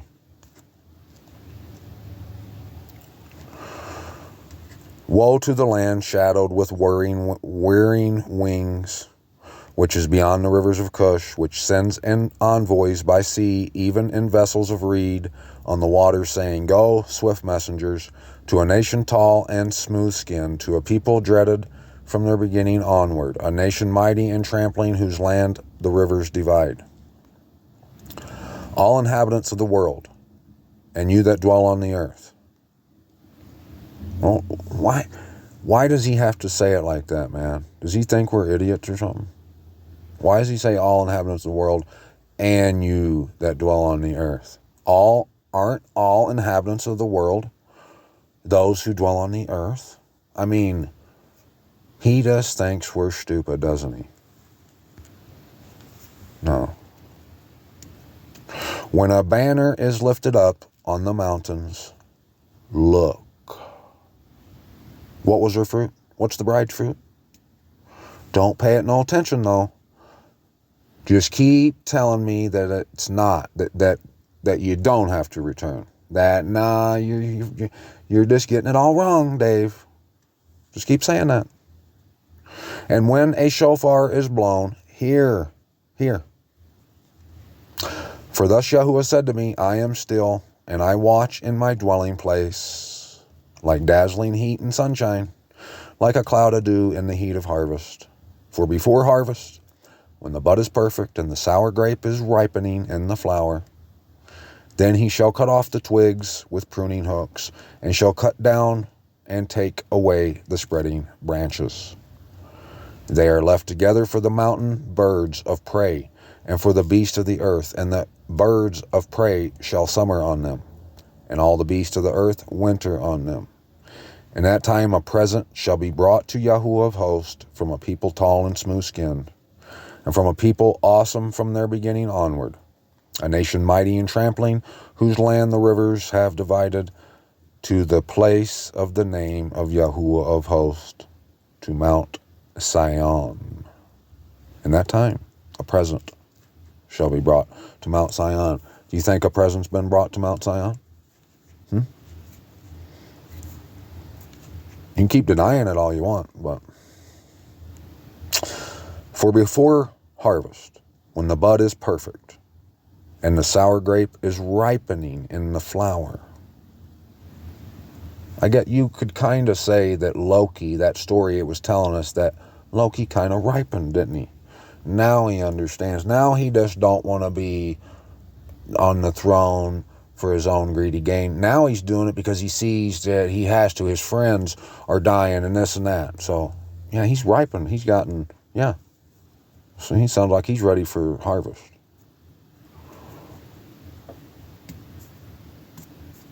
If someone has picked up their stake and they followed the Messiah, the Lamb and the Word, the truth, and got to that place that it told them to go, I would say that that's ripened.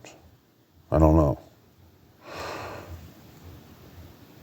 Then he shall cut off the twigs with pruning hooks, and shall cut it down and take away the spreading branches.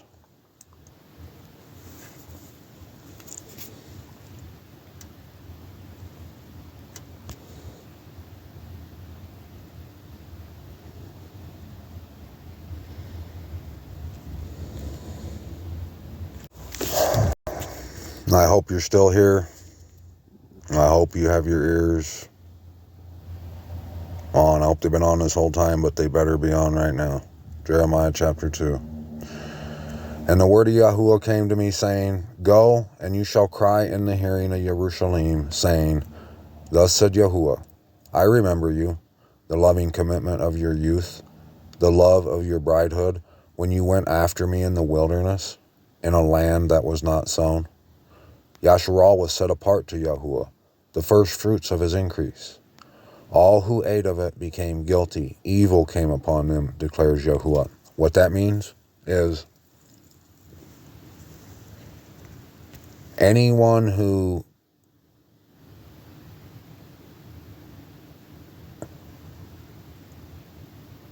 did anything, even in the slightest, to take away,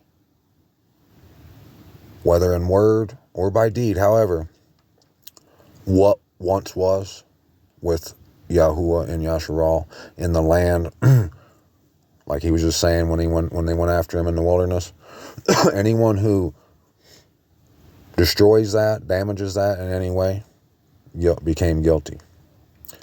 Hear the word of Yahuwah, O house of Jacob, and all the clans of the house of Yasharal. Thus said Yahuwah, What unrighteousness have your fathers found in me, that they have gone far from me, and went after worthlessness, and became worthless? You realize, like I said, I'm not saying that you can't have your nails, or you can't have a truck, or you can't have a house. That should all be byproducts. Like, that should all be things that is just, that's why he says,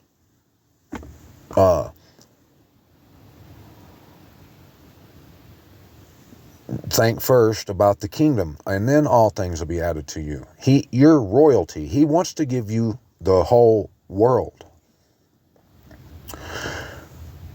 But you think that you're trying to get your own little world that you want, and that's what you want instead. But like, if you would drop everything and pick up your stake and follow the word, eventually you're going to have way more than what you didn't want to put down before. And you're going to laugh about it. All that stuff now, it's worthlessness. And did not they say, where is Yahuwah, who brought us up out of the land of Egypt, Mitzrayim, who led us through the wilderness, through a land of deserts and pits, through a land of drought and the shadow of death, a land that no one passed through and where no one dwelt. Then I brought you into a garden land to eat its fruit and its goodness. But when you entered, you defiled my land and made my inheritance an abomination.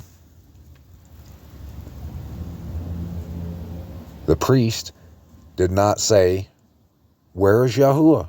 And those who handle the Torah did not know me.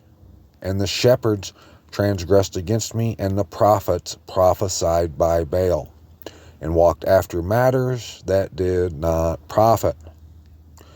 Therefore I still contend with you, declares Yahuwah, and with your children's children I contend.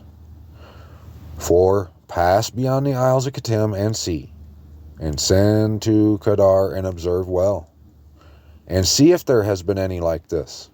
Has a nation changed its mighty ones, which are not mighty ones? But my people have changed my esteem for that which does not profit. Be amazed, O heavens, at this, and be frightened. Be utterly dried up, declares Yahuwah. For my people have done two evils. They have forsaken me, the fountain of living waters, to hew out for themselves cisterns, cracked cisterns, which do not hold water. Is Yasharal a servant? Was he born in the house? Why is he given to plunder? Why is he living in Chattanooga, Tennessee? The young lions roared at him. They growled and made his land waste. His cities have been burned without inhabitant. See, there you go. I've been trying to tell you that that's what the lion represents. And, you know, I don't know what it's going to take to get you to believe it, but, you know, just a lion growling, it doesn't destroy cities and leave land waste. It's someone pretending to be of Yasharal, pretending to be over here. This is what we do over here. They convince you and you go do it, and it's a waste. Even the sons of Naph and Taphanes have shaven the crown of your head. Have you not done this to yourself by forsaking Yahuwah your Most High when he led you in the way? And now why take the way to Mitzrayim, to Egypt, to drink the waters of Shihor? Or why take the way of Ashur to drink the waters of the river? Your own evil instructs you, and your backslidings reprove you.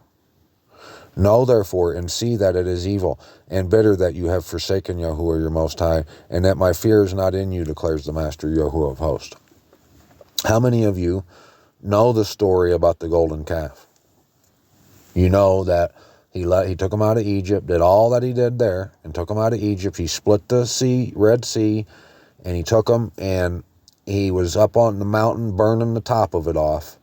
And Moses went up there to get the instructions and was gone, for 40 days or whatever. And when he came back, they had built the golden calf and worshipped it. And I think they made Aaron do it for him, I think. Yeah, I'm pretty sure that's what it says. Put a 1 in the comment section if you know for a fact that you wouldn't have messed or fooled with that golden calf. I'm pretty sure every one of you is going to say that you wouldn't have done it, right? I mean, you're probably going to say, how could I do that when I just seen him part the sea, burn the mountain, all this stuff? I'm not messing with that calf. You know what's so, it's not funny, it's pathetic. That most Christians, probably all Christians, would say, they would put a 1 in the comment section and say they wouldn't do it. They wouldn't fool. But in reality, what they do, it's far more astronomically more ridiculous. It's ridiculous what they do. No, they don't do that. They do it with a tree, the fake tree they bought at Walmart. You know, they do it so they can wear green on St. Patty's Day. They do it for a box of chocolates on Valentine's Day. They do it to argue with their family over Trump and Hillary on a day that celebrates the mass murder of innocent little children. They do it with that. But they would never do the golden calf. No.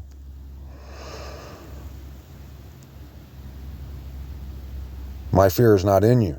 For of old I have broken your yoke and torn off your chastisements. And you said, I'm not serving you. I don't care if you parted that Red Sea. Your actions have been saying, I'm not serving you.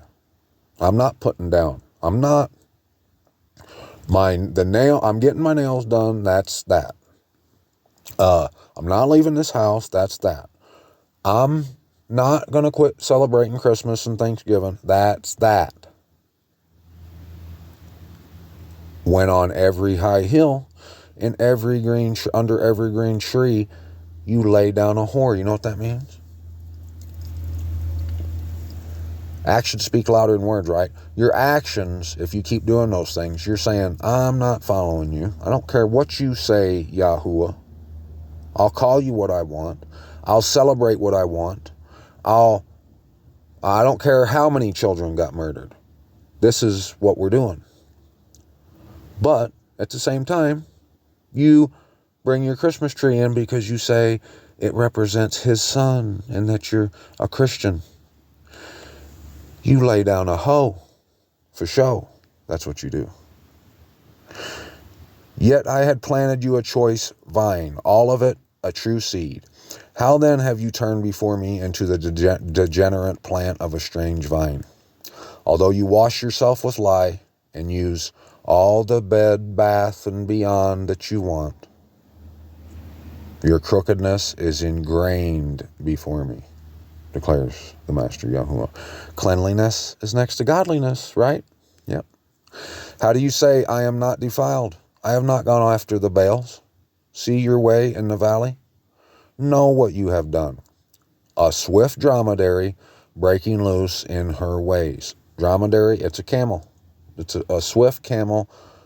You got a camel strapped down, tied down, like you've been trying to tame him and get him to where you can ride him and do whatever, and he'll break that chain and he's gone, or she's gone, like a dog, you know, like a one that just wants to run, and you got to run all over town trying to get your dog back. Yeah.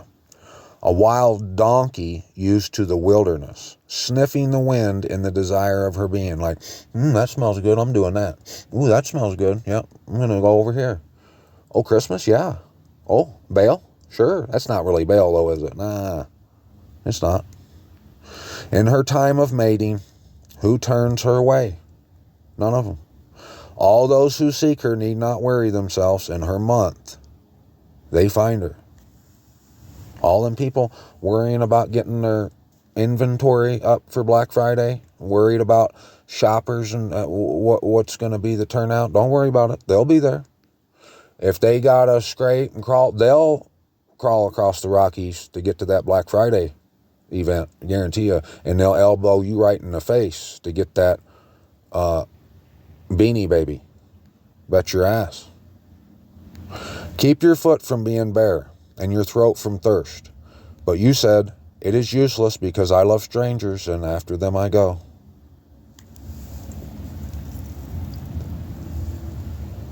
As the thief is ashamed when he is found out, so is the house of Yasharal ashamed. They and their sovereigns and their heads, and their priests and their prophets, say unto a tree, you are my father, and to a stone, you gave birth to me. For they have turned their back to me and not their face. Sound familiar? But in the time of their calamity, they say, arise and save us. To a stone, turn your back to me? But where are your mighty ones that you have made for yourselves? Where's Trump? Trump will come get you. He'll come pick you up so you ain't gnawing and gnashing your teeth. Benjamin, yeah, he'll be there. He's going to come get you. Don't worry about it. And that Christmas tree, just remember, when you get up before the Messiah at that judge seat, where you're in line like you think this is going to go down, when you get up there, make sure you bring pictures of all your Christmases and stuff and say, see, this is why I did it. They'll save you. Let them arise. See if they save you in the time of your calamity, because your mighty ones have become as many as your cities, O Yehuda. Yeah. All kinds of mighty ones. There's all kinds of things that trump, no pun intended, everything the Most High has, or pun intended, everything the Most High has tried to tell you. Your nails trumps that. You just have to have Christmas. You just have to have these things. Those are your mighty ones. Why do you complain to me? You all have transgressed against me, declares Yahuwah. In vain have I stricken your children. They receive no instruction. Your sword has devoured your prophets like a destroying lion. There's that lion again.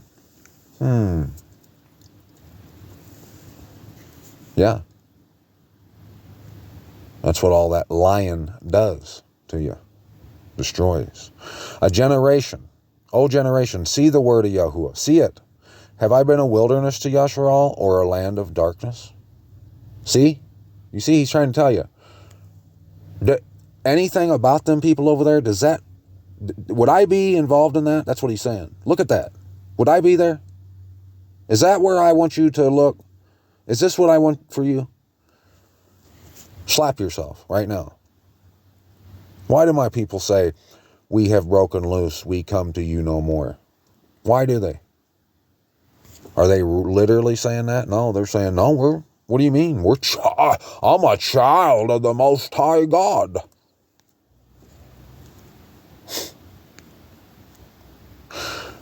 I've had so many people say, what are you talking about, buddy? I don't worship no Christmas tree. I do it for the kids and this and that. And every time they say it, I say, okay, you don't worship it? Well, don't put one up this year.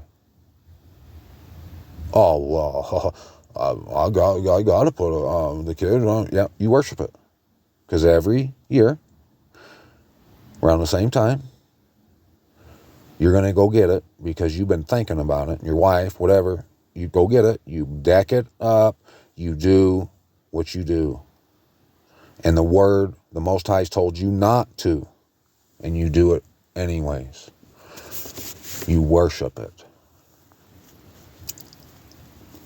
You know, when like someone might say about a husband, he says that they might say he worships her. He worships the ground she walks on. He dipped bread in her bathwater, I tell you. Does he really? Is he like doing a seance in front of her every day saying, you are my God? Oh, no. See, get the simpleton thought out of your head. Just because you don't do a seance in front of the Christmas tree, but you actually do, but you just don't see it, that doesn't mean you don't worship. You worship that thing. You worship murder and bloodshed and slaughter of innocents. Would a maiden forget her ornaments, or a bride her headband? Yet my people have forgotten me days without number. Why do you embellish your way to seek love? Therefore you have even taught the evil women your ways. Even on your skirts is found the blood of the lives of the poor innocents. You did not find them breaking in, but in spite of all these, you say, because I am innocent, certainly his displeasure shall turn from me. See, I shall bring judgment on you, because you say, I have not sinned. I can just stay right here in Chattanooga, Tennessee. It's not what's in my heart. I do it because of this. This is why I do it. Just do it, man. Just do it. Just keep doing it. Or if you want to live, just do it. Put it down. Is it that hard? Are you going to die if you don't have a Christmas tree this year? Are you? No, but you're going to live. Guarantee you that. If you stop all of it and do what it tells you to do, the word, you'll live. If not, you're going to die. That tree is going to kill you. Why do you go about so much to change your way? Even of Mitzrayim you are to be ashamed, as you were ashamed of Ashur. Even from this one you shall go forth with your hands on your head, for Yahuwah has rejected those you trust, and you shall not prosper by them. There ain't no prospering going on by none of that stuff.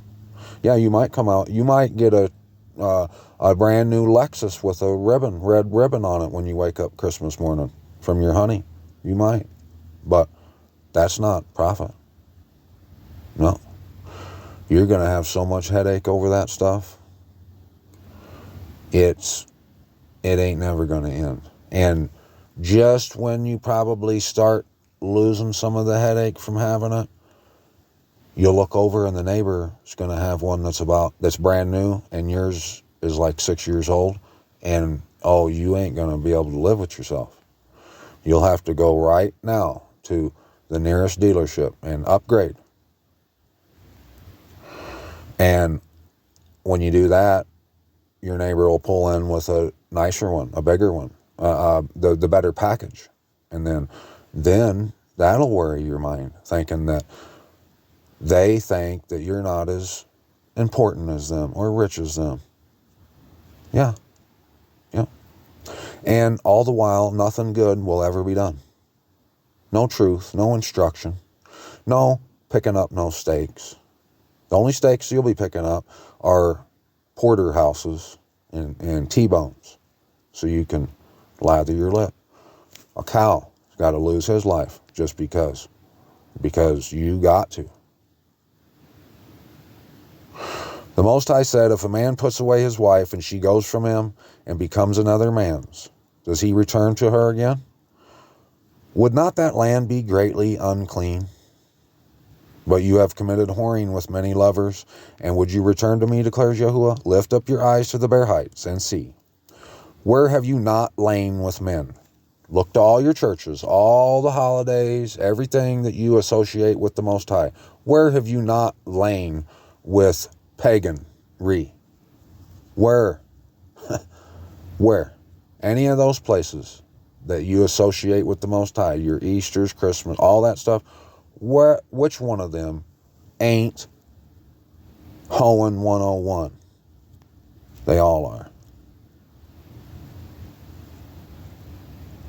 Besides the ways you have sat for them like an Arabian in the wilderness, and you made the land unclean with your whorings and your evil. You sat for them. The Christmas tree looked at you and said, sit, boy. And you were, boom, on your ass. And you didn't move until he told you to. When he said jump, you said how high.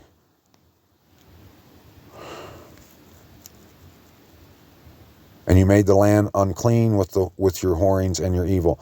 Therefore the showers have been withheld, and there has been no latter rain. You have had a whore's forehead.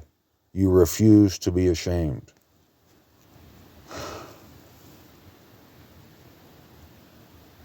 That all words are all necessary. That's not Phil. That forehead, that's there for a reason. Shall you not from now on cry to me, my father, you are the guide of my youth?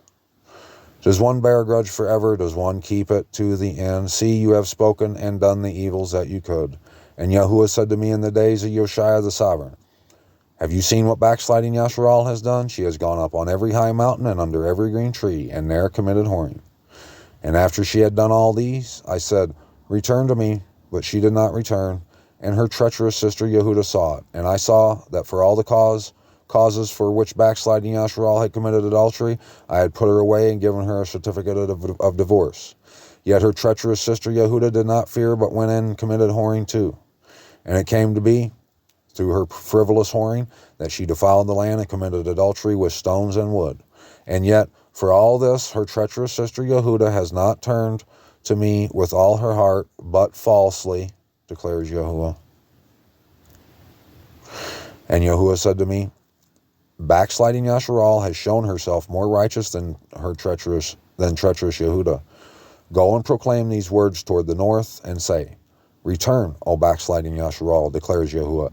I shall not look on you in displeasure, for I am lovingly committed, declares Yahuwah, and I do not bear a grudge forever. Only acknowledge your crookedness. Acknowledge it. You going to acknowledge it? You going to say, are you going to stop saying that that's not why you do it?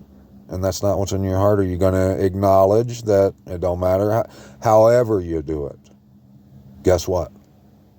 You're still doing it. And what are you not doing?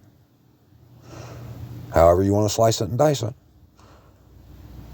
If you're not doing the word, you're not doing it. You could think you are, you can say you are, but if the word says what you're doing, you shouldn't be doing, you're not doing the word. There's a lot of doing going on, but not the right kind. Because you have transgressed against Yahuwah your Most High, and have scattered your ways to strangers under every green tree, and you have not obeyed my voice, declares Yahuwah. Return, O backsliding children, declares Yahuwah. For I shall rule over you, and shall take you, one from a city, and two from a clan, and shall bring you to Sion. Now, what do you think that's talking about? Two from a clan. You think that means that maybe you and one other person in your family gets to come? Is that what that means? We just seen up there in the last chapter, it says the clans of Yasharal. I saw someone in the comments, I think it was yesterday or whatever, come on and said, the 12 gate, and I had just said that people were going to say this too, and sure enough, someone did in the comments. They said, the 12 gates are for the 12 tribes of Yasharal, and there has to be 12,000 come through that gate, and there has to be, and look, like I was saying, I don't think that there's going to be 144,000 people come out of this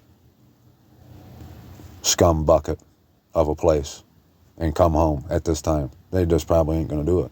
I don't put nothing past Abba. I don't box him in. There's no limit to what he can do. But when I see things like this right here, it makes me think that there's going to be 2 times 12. How many is that? Exactly. And 1 from a city. And I shall give you shepherds according to my heart, and they shall feed you with knowledge and understanding. Force feed you. And it shall be when you have increased and shall be fruitful in the land in those days, declares Yahuwah, that they no longer say, the ark of the covenant of Yahuwah, neither would it come to heart, nor would they remember it, nor would they visit it, nor would it be made again. At that time Jerusalem shall be called the throne of Yahuwah, and all the nations shall be gathered to it, to the name of Yahuwah, to Jerusalem, and to no longer walk after the stubbornness of their evil heart.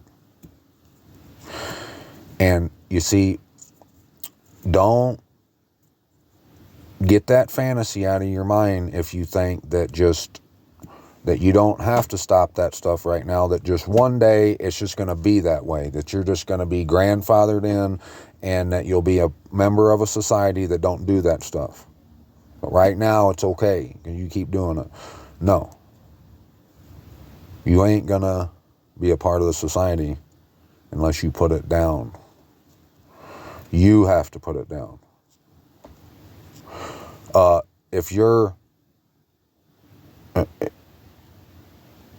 If you steal something from if you're a thief, what's it going to take for you to not be a thief? That someone just imprisons you into a place where you can't steal anymore? Or is it the truth that you just have to quit stealing in order to not be a thief, right? Yeah. It's just common sense. All this is common sense. I mean, you guys can keep just going round and round in circles and stuff, and arguing and trying to justify and rationalize and all that kind of stuff. Go right ahead. In those days, the house of Yehuda shall go to the house of Yasharal, and they shall come together out of the land of the north to the land that I have given as an inheritance to your fathers. They are going to come out of the land of the north and go there. This is the end that it's talking about. So they're gonna come out together, shall come together out of the land of the north to the land that I have given as an inheritance to their fathers. Pass through the gates. The world, the most people who their actions are saying, we don't follow after you. While under every green tree and on every high and lofty mountain they lay a whore. All them people, they're saying, we're going to go there to our inheritance, but not now. We just appear there one day. Boom. We ain't got to go. That ain't what this is talking about. This is telling us that we're all just going to be there one day. We're all going to be there, and all this bad stuff we're doing, it won't even be a thought anymore. We won't be doing it anymore. Doesn't that make so much sense? This does, don't it? Just, if you take a thief to this place, boom, they're not a thief anymore. Wow. Ain't that crazy how that works? So much fantasy going on, ain't there? This is Fantasy Island y'all live on. But I said, how would I put you among the children and give you a pleasant land, a splendid inheritance of the host of nations? And I said, call me my father, and do not turn away from me. So it's simple. But indeed, as a wife betrays her husband, so have you betrayed me, O house of Yasharal, declares Yahuwah. A voice was heard on the bare heights, weeping supplications of the children of Yasharal, because they have perverted their way, they have forgotten Yahuwah their Most High. Return, O backsliding children, I shall make your backsliding cease. See, we have come to you, for you are Yahuwah our Most High. Truly, delusion comes from the high hills, the noisy throng on the mountains. Truly, in Yahuwah, our mighty Most High, is the deliverance of Yasharal. For shame has devoured the labor of our fathers from our youth, their flocks and their herds, their sons and their daughters. We shall lie down in our shame, while our reproach covers us. For we have sinned against Yahuwah our Most High, we and our fathers from our youth, even to this day, and have not obeyed the voice of Yahuwah our Most High. Yep. And if a fantasy of yours is that this don't apply to you because this is talking about the house of Yasharal, but you get to come because you're the church or whatever, no, you ain't the exception. Trust me. If you do return, O Yasharal, declares Yahuwah, return to me.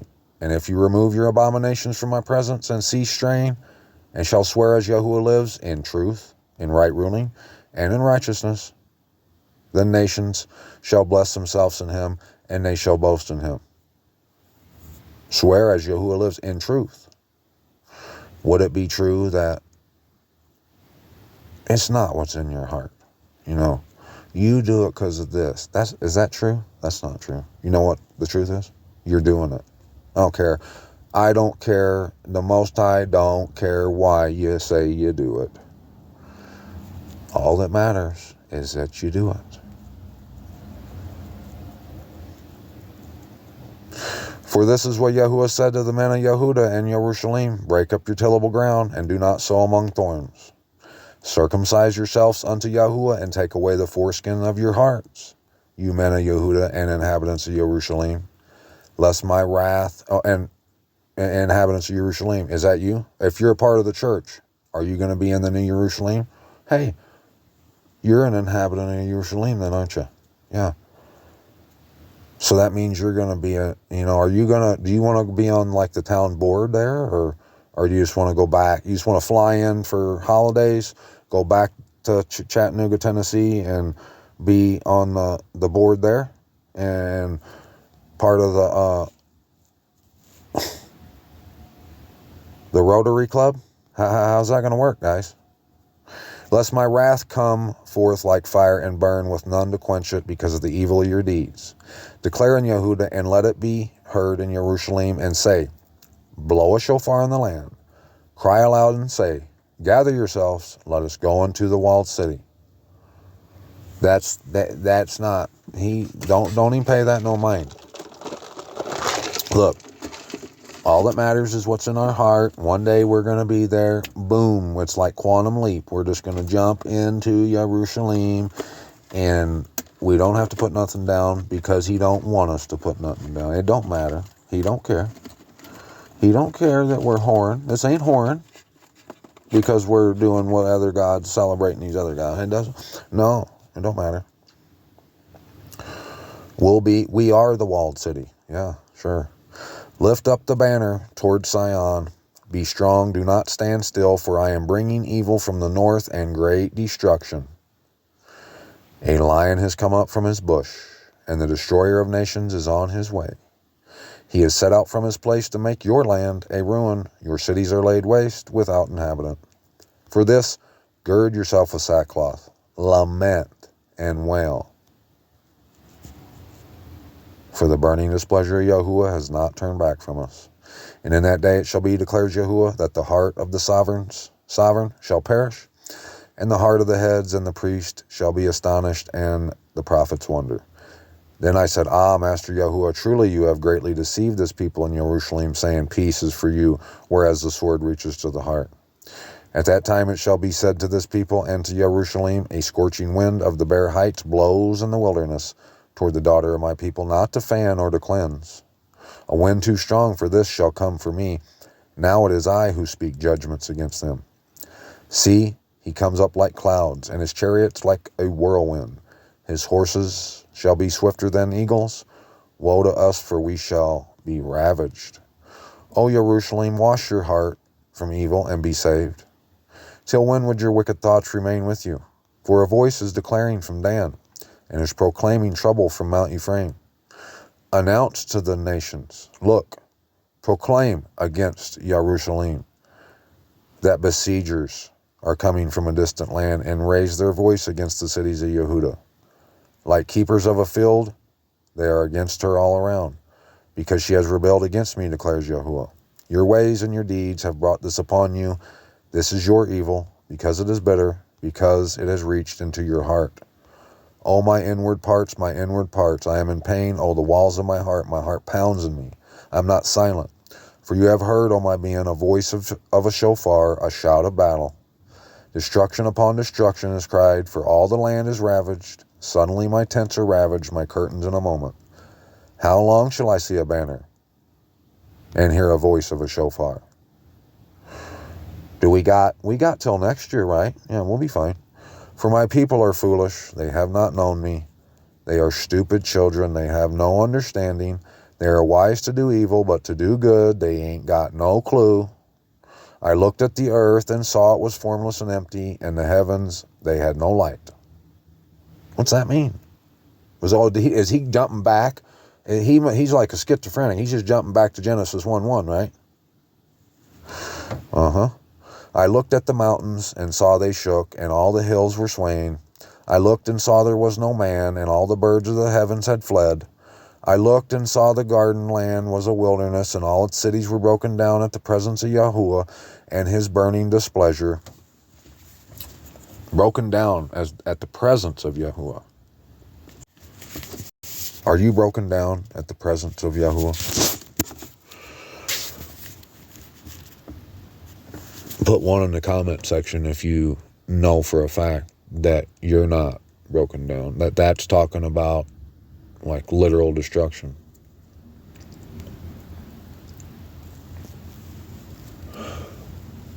Or put a 2 in the comment section if you know that means that every time his truth comes out at you and it reproves you, that you flee. And we see the bottom of your Nikes. For thus said Yahuwah, all the earth shall be a ruin, but I shall not make a complete end. On account of this, let the earth mourn and the heavens above be dark, because I have spoken, because I have purposed, and shall not relent, nor do I turn back from it. All the city is fleeing from the noise of the horsemen and bowmen. They shall go into bushes and climb up on the rocks. All the city is forsaken, and no one is dwelling in it. And when you have ravaged, what would you do? Though you put on crimson, though you adorn yourself with ornaments of gold, though you enlarge your eyes with paint, and you beautify yourself in vain, your lovers despise you, they seek your life. They're laughing at you. For I have heard a voice as of a woman in labor, the distress as of her who brings forth her first child. The voice of the daughter of Zion. She bewails herself, she spreads out her hand, saying, woe to me for my being faint because of killers.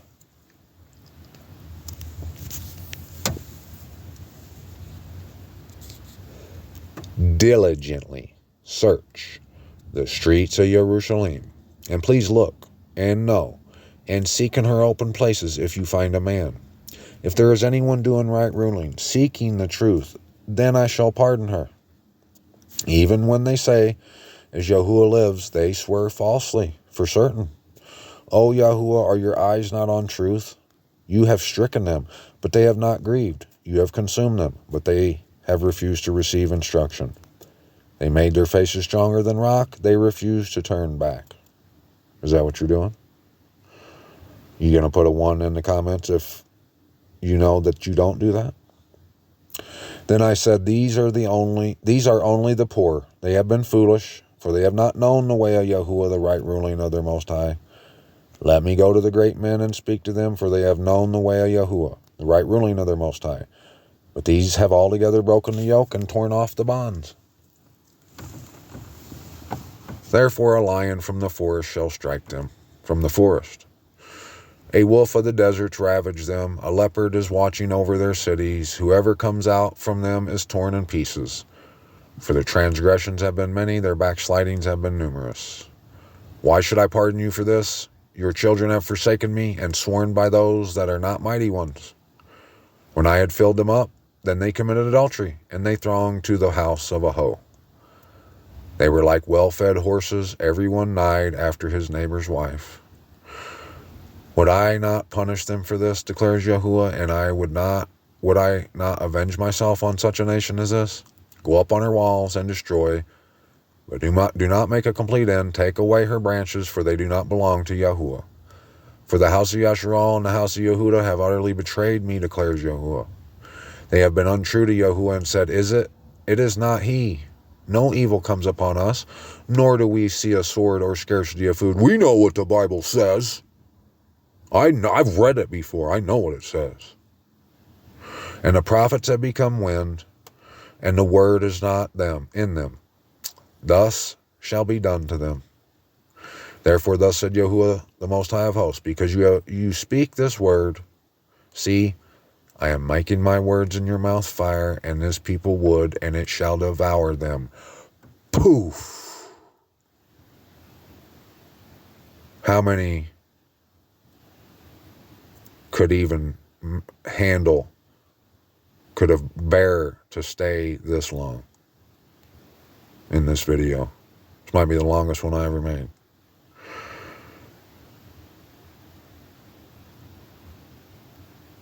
You getting sliced and diced right now?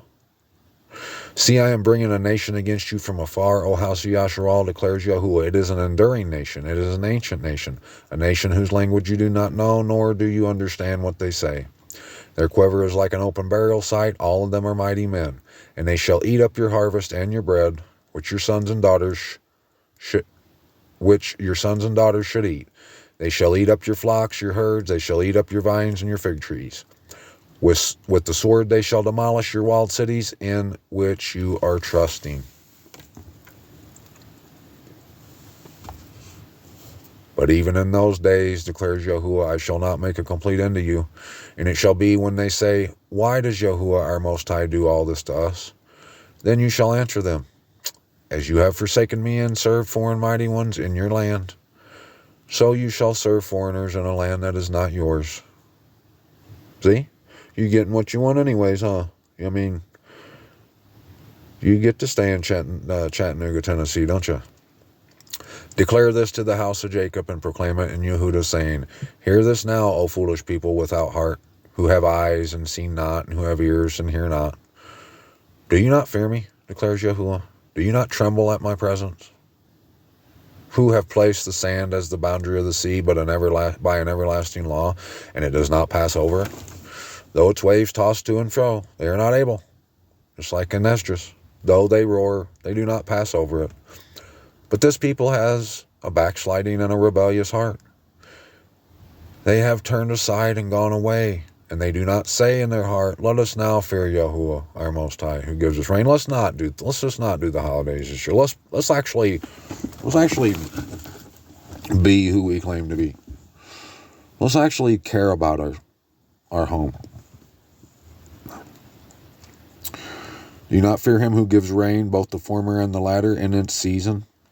He guards for us the required by law weeks of the harvest. There you go. Your crookednesses have turned these away, and your sins have kept the good from you. For among my people are found wrong men who lie in wait as one who sets snares. Yep. They have set up a trap, they catch men. As a cage is filled with birds, so their houses are filled with deceit. Therefore they have become great and grown rich. They have become fat, they are sleek. They also overlook the deeds of the wrong. They did not rightly rule the cause of the fatherless, so that they prosper, and the right of the needy they did not rightly rule. Would I not punish them for this, declares Yahuwah? Would I not revenge myself on such a nation as this? An astounding and horrible matter has come to be in the land. The prophets have prophesied falsely, and the priests ruled by their own hand, and my people have loved it so. And what are you going to do at the end of it?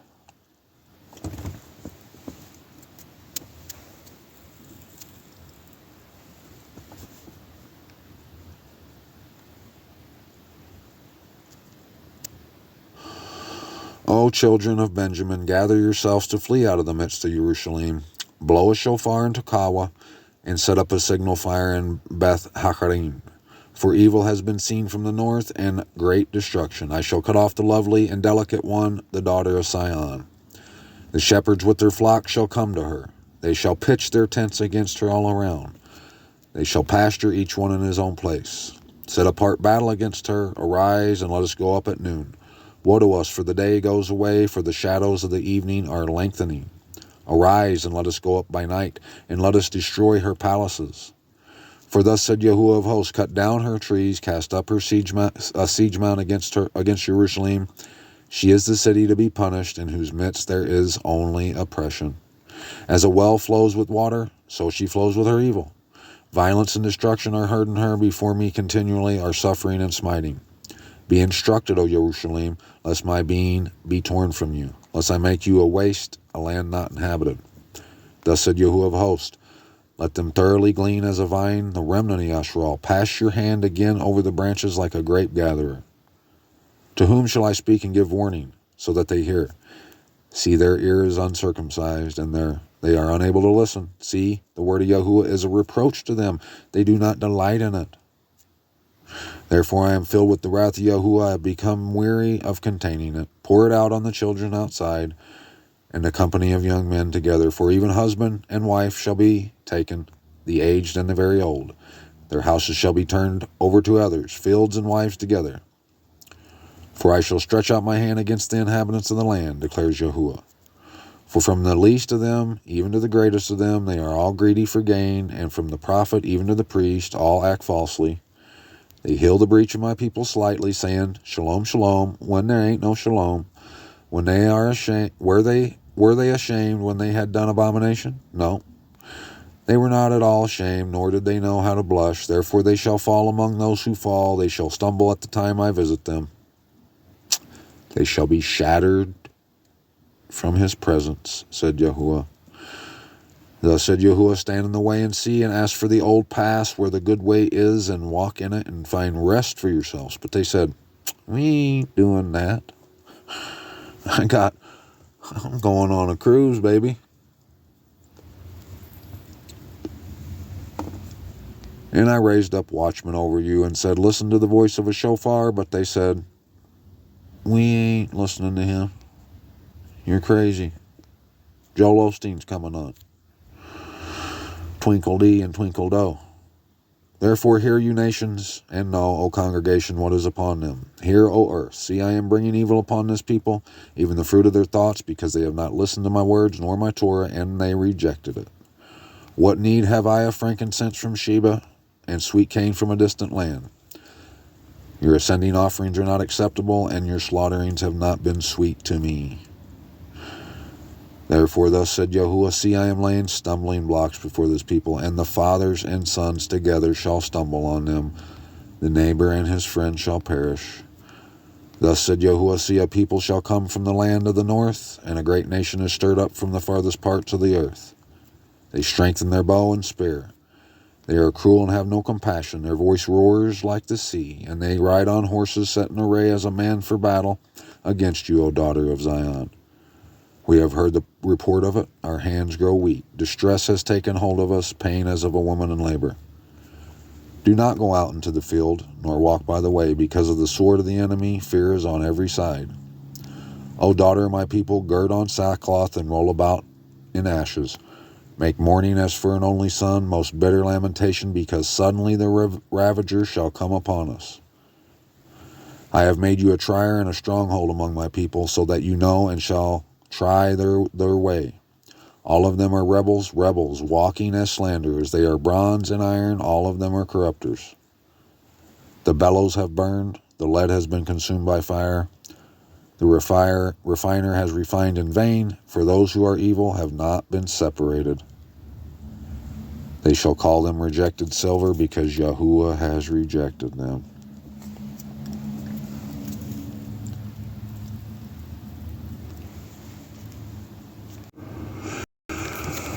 Why do I do this every night? How can I just rat-tat-tat for hours and hours? Your words were found, and I ate them, and your word was to me the joy and rejoicing of my heart. For your name is called on me, O Yahuwah, mighty Most High of hosts. I have not sat in the company of the mockers, nor do I exult. I have sat alone because of your hand, for you have filled me with displeasure. Why is my pain without end and my wound incurable, which refuses to be healed? Are you to me like a failing stream, as waters not steadfast?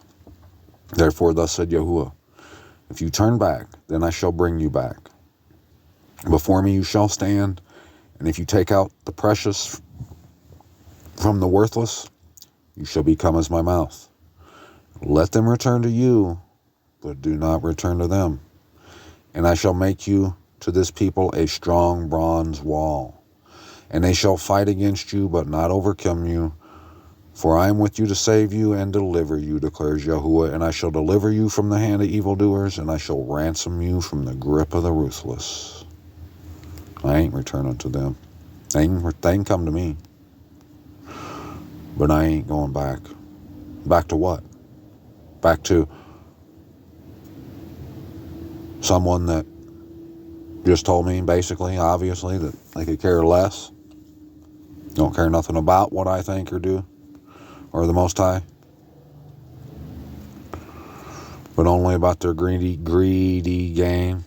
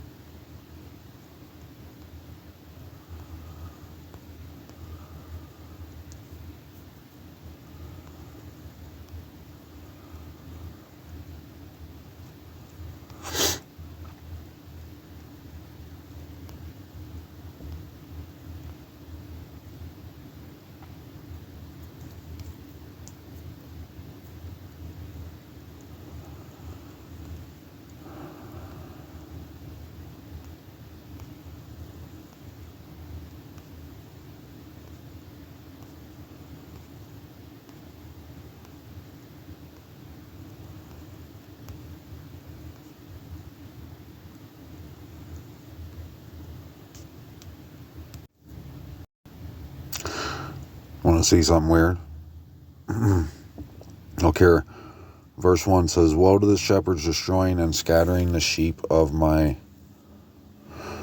Why does it look like that? This happened to me one other time before, and I just thought it was something weird. Now look, if I touch up here in the top part of the verse where it says, "Woe to the shepherds," if I hit compare, it brings me to where we are, Jeremiah 23. But if I click down here at the bottom of the verse where that's all scrambled, watch. Watch what happens.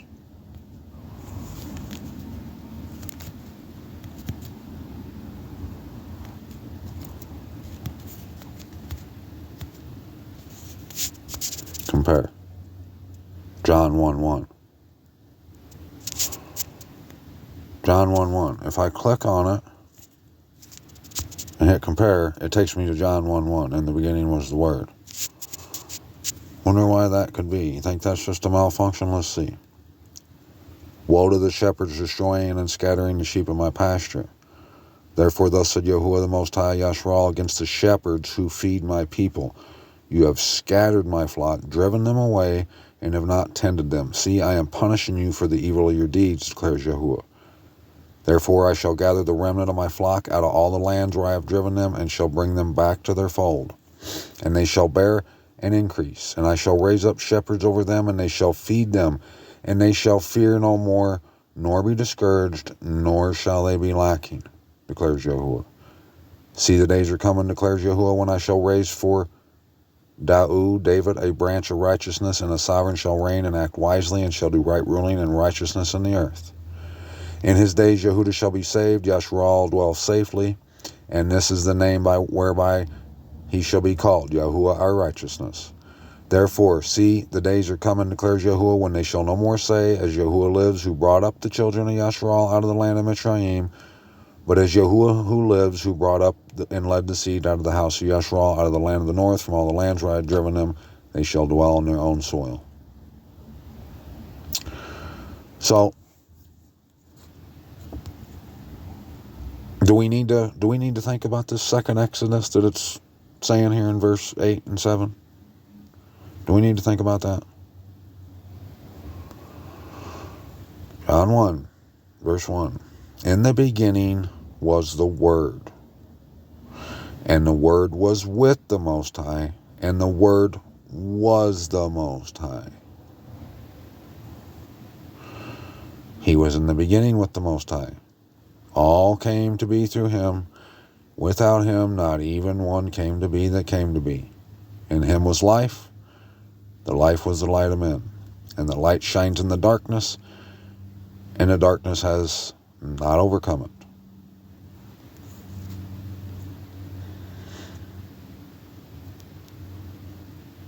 What's the word? It's what the Most High told you to do.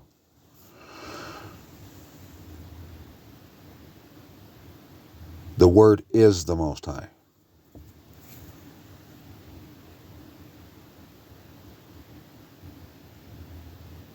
Who's your sovereign? If the Word is the Most High, and I know what most of you are thinking. You're thinking, saying, see, that means the Messiah is the Father. That's what you're saying. But who's the Most High in your life? It don't matter. It doesn't matter if he's the Father or not to you. What matters is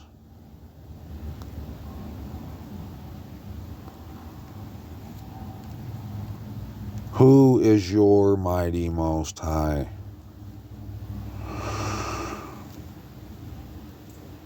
Do you agree with the Word? That the Word should be your mighty Most High? That what he says is what you should do? Or are you a product of these prophets and shepherds and stuff that scattered the sheep and has you thinking that, no, this is talking about I'm just going to appear in the city, and I'm going to get to be a citizen of Jerusalem. They shall say no more, as Yahuwah lives, who brought up the children out of Mitzrayim. But as Yahuwah lives, who brought up and led the seed of the house of Yasharal out of the land of the north, and from all the lands where I have driven them, and they shall dwell on their own soil.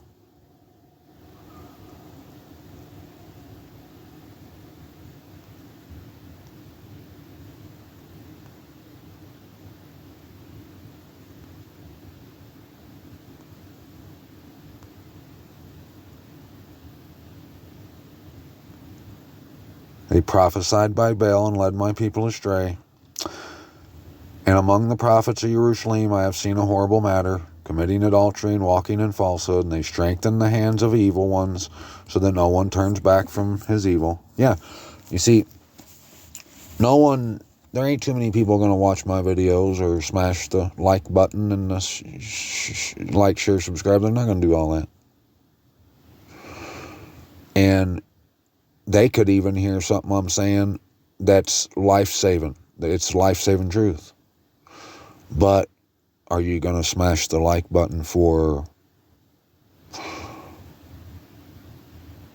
someone who's just talking falsehood? That's not lamenting about the house, that ain't telling you to put down Zeus and all this stuff? They get all kinds of views, don't they? All kinds of love and support. See, I am making them eat wormwood and shall make them drink poisoned water, for defilement has gone out into all the land, and the prophets of Jerusalem.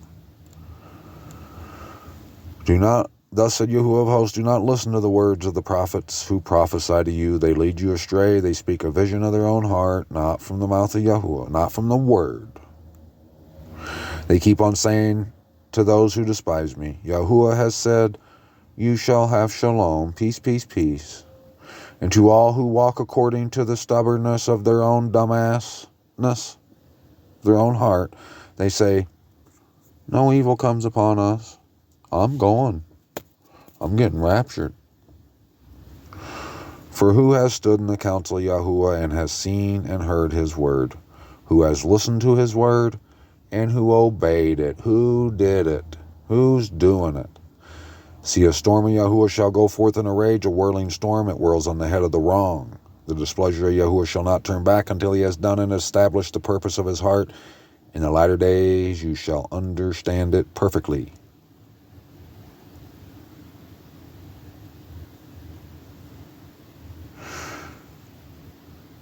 But if they had stood in my counsel, then they would have let my people hear my words, and they would have turned them from their evil way and from the evil of their deeds.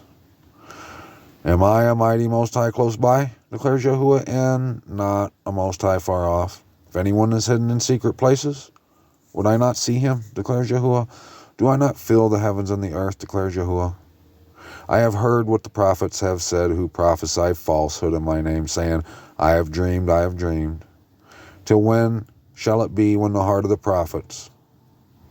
Till when shall it be in the heart of the prophets of falsehood and prophets of the deceit of their own heart, who try to make my people forget my name by their dreams, which everyone relates to his neighbor, as their fathers forgot my name for Baal. I see that all the time too. I see people saying, I went to hell and Jesus was there. And he told me, just call him Jesus.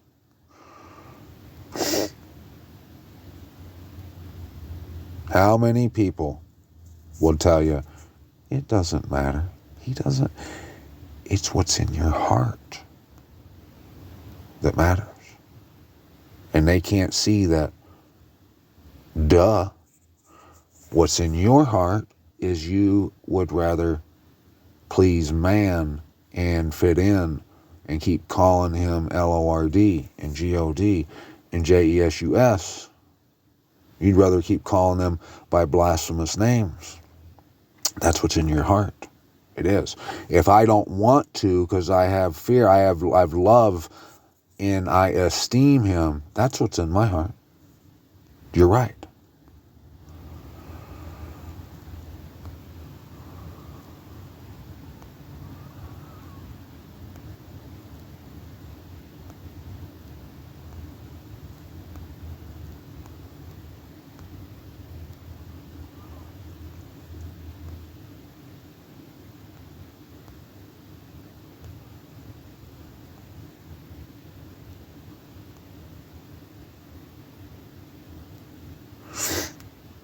And what is the message of Yahuwah? Then you shall say to them, what message? I shall forsake you, declares Yahuwah.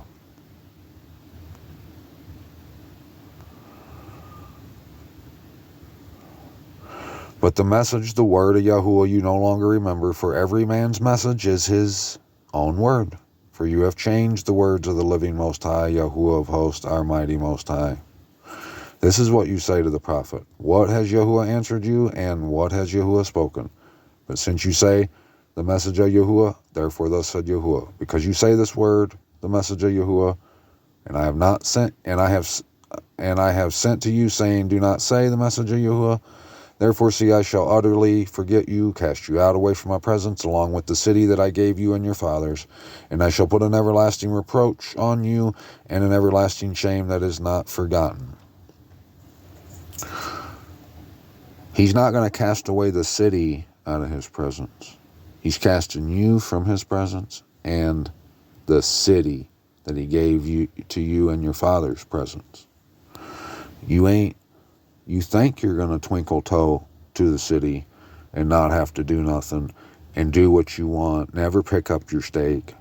And you can claim that you pick up your stake, but anyone who's looking can clearly see you haven't.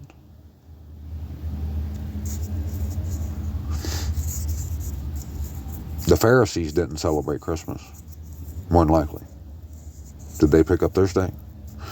The Pharisees kept Shabbat perfectly, probably, huh? Were they picking up their stake? They probably didn't call him blasphemous names, maybe, but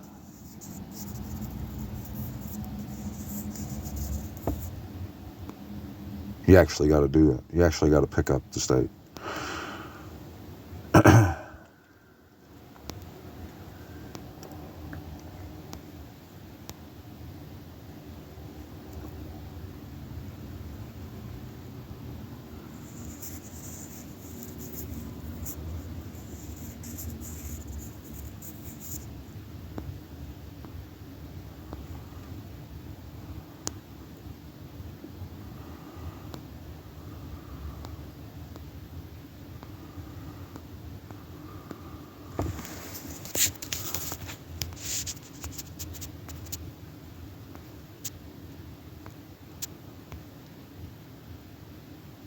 But you did not listen to me, declares Yahuwah, so as to provoke me with the works of your hands for your own evil.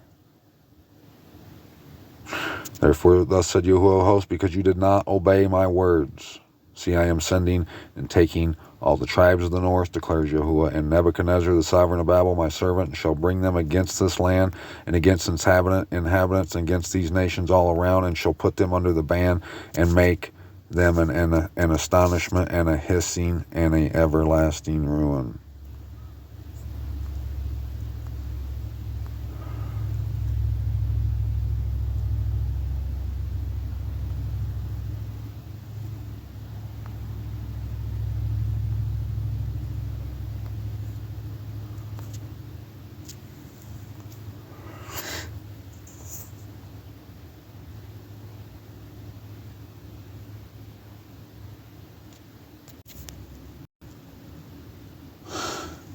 In those days and at that time, declares Yahuwah, the children of Yasharal shall come, they and the children of Yehuda together, weeping as they come, and seek Yahuwah, their Most High.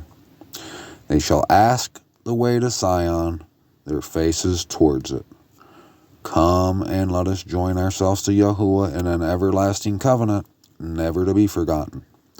My people have been wandering sheep, their shepherds have led them astray, turning them away on the mountains. They have gone from mountain to hill.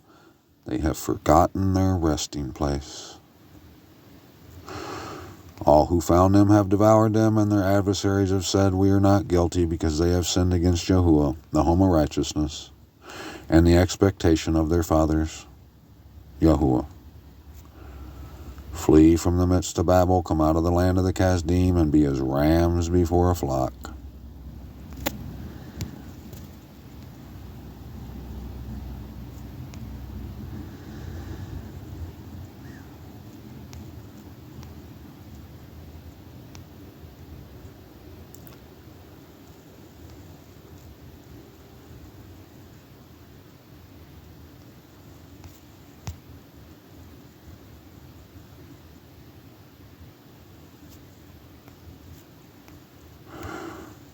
They flee and escape from the land of Babel to declare in Sion the vengeance of Yahuwah our Most High, the vengeance of his Akal. The vengeance of his Akal. Is Twinkle Toes fleeing? Is that how you flee? You just wake up and boom, there you are, huh?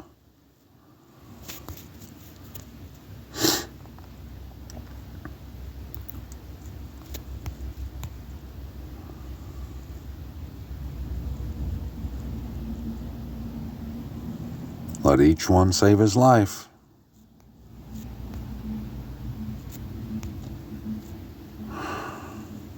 We would have hailed Babel, but she is not hailed. Let us each leave her, and each go to his own land. For judgment reaches to the heavens and is lifted up to the clouds. Yahuwah has brought forth our righteousness.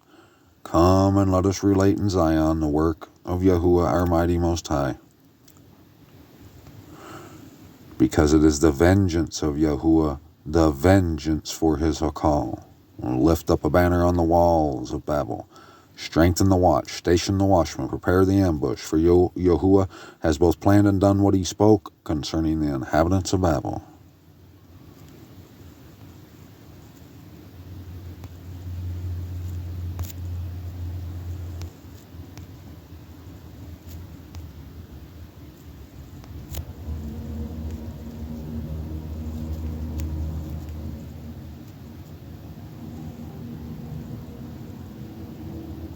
You see that right there? Boom. Yeah.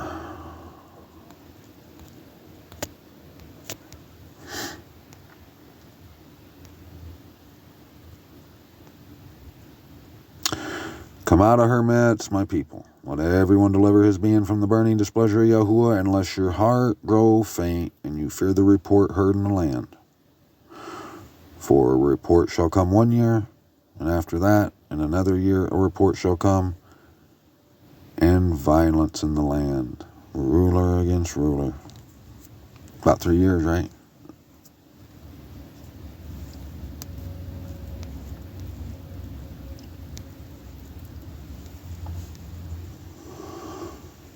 You who have escaped the sword, go away. Do not stand still. Remember Yahuwah from afar, and let Yerushalayim come to your heart.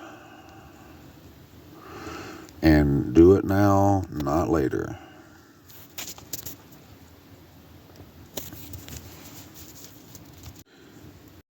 Return to the stronghold, you prisoners of the expectation. Even today I declare that I return double to you. For I shall bend Yehuda for me. I shall fill the bow with Ephraim.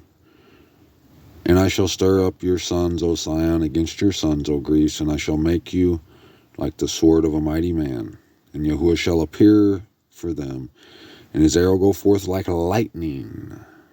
And the Master Yahuwah sound with the shofar, and he shall go with the whirlwinds from the south. Yahuwah of hosts shall shield them, and they shall devour and trample on sling stones. And they shall drink, roar as if with wine, and they shall be filled like basins, like the corners of the slaughter place. And Yahuwah their mighty Most High shall save them in that day as the flock of his people, for the stones of a diadem sparkling over his land. For what goodness is his, and what comeliness is his. Grain make the young men thrive, and the new wine the maidens.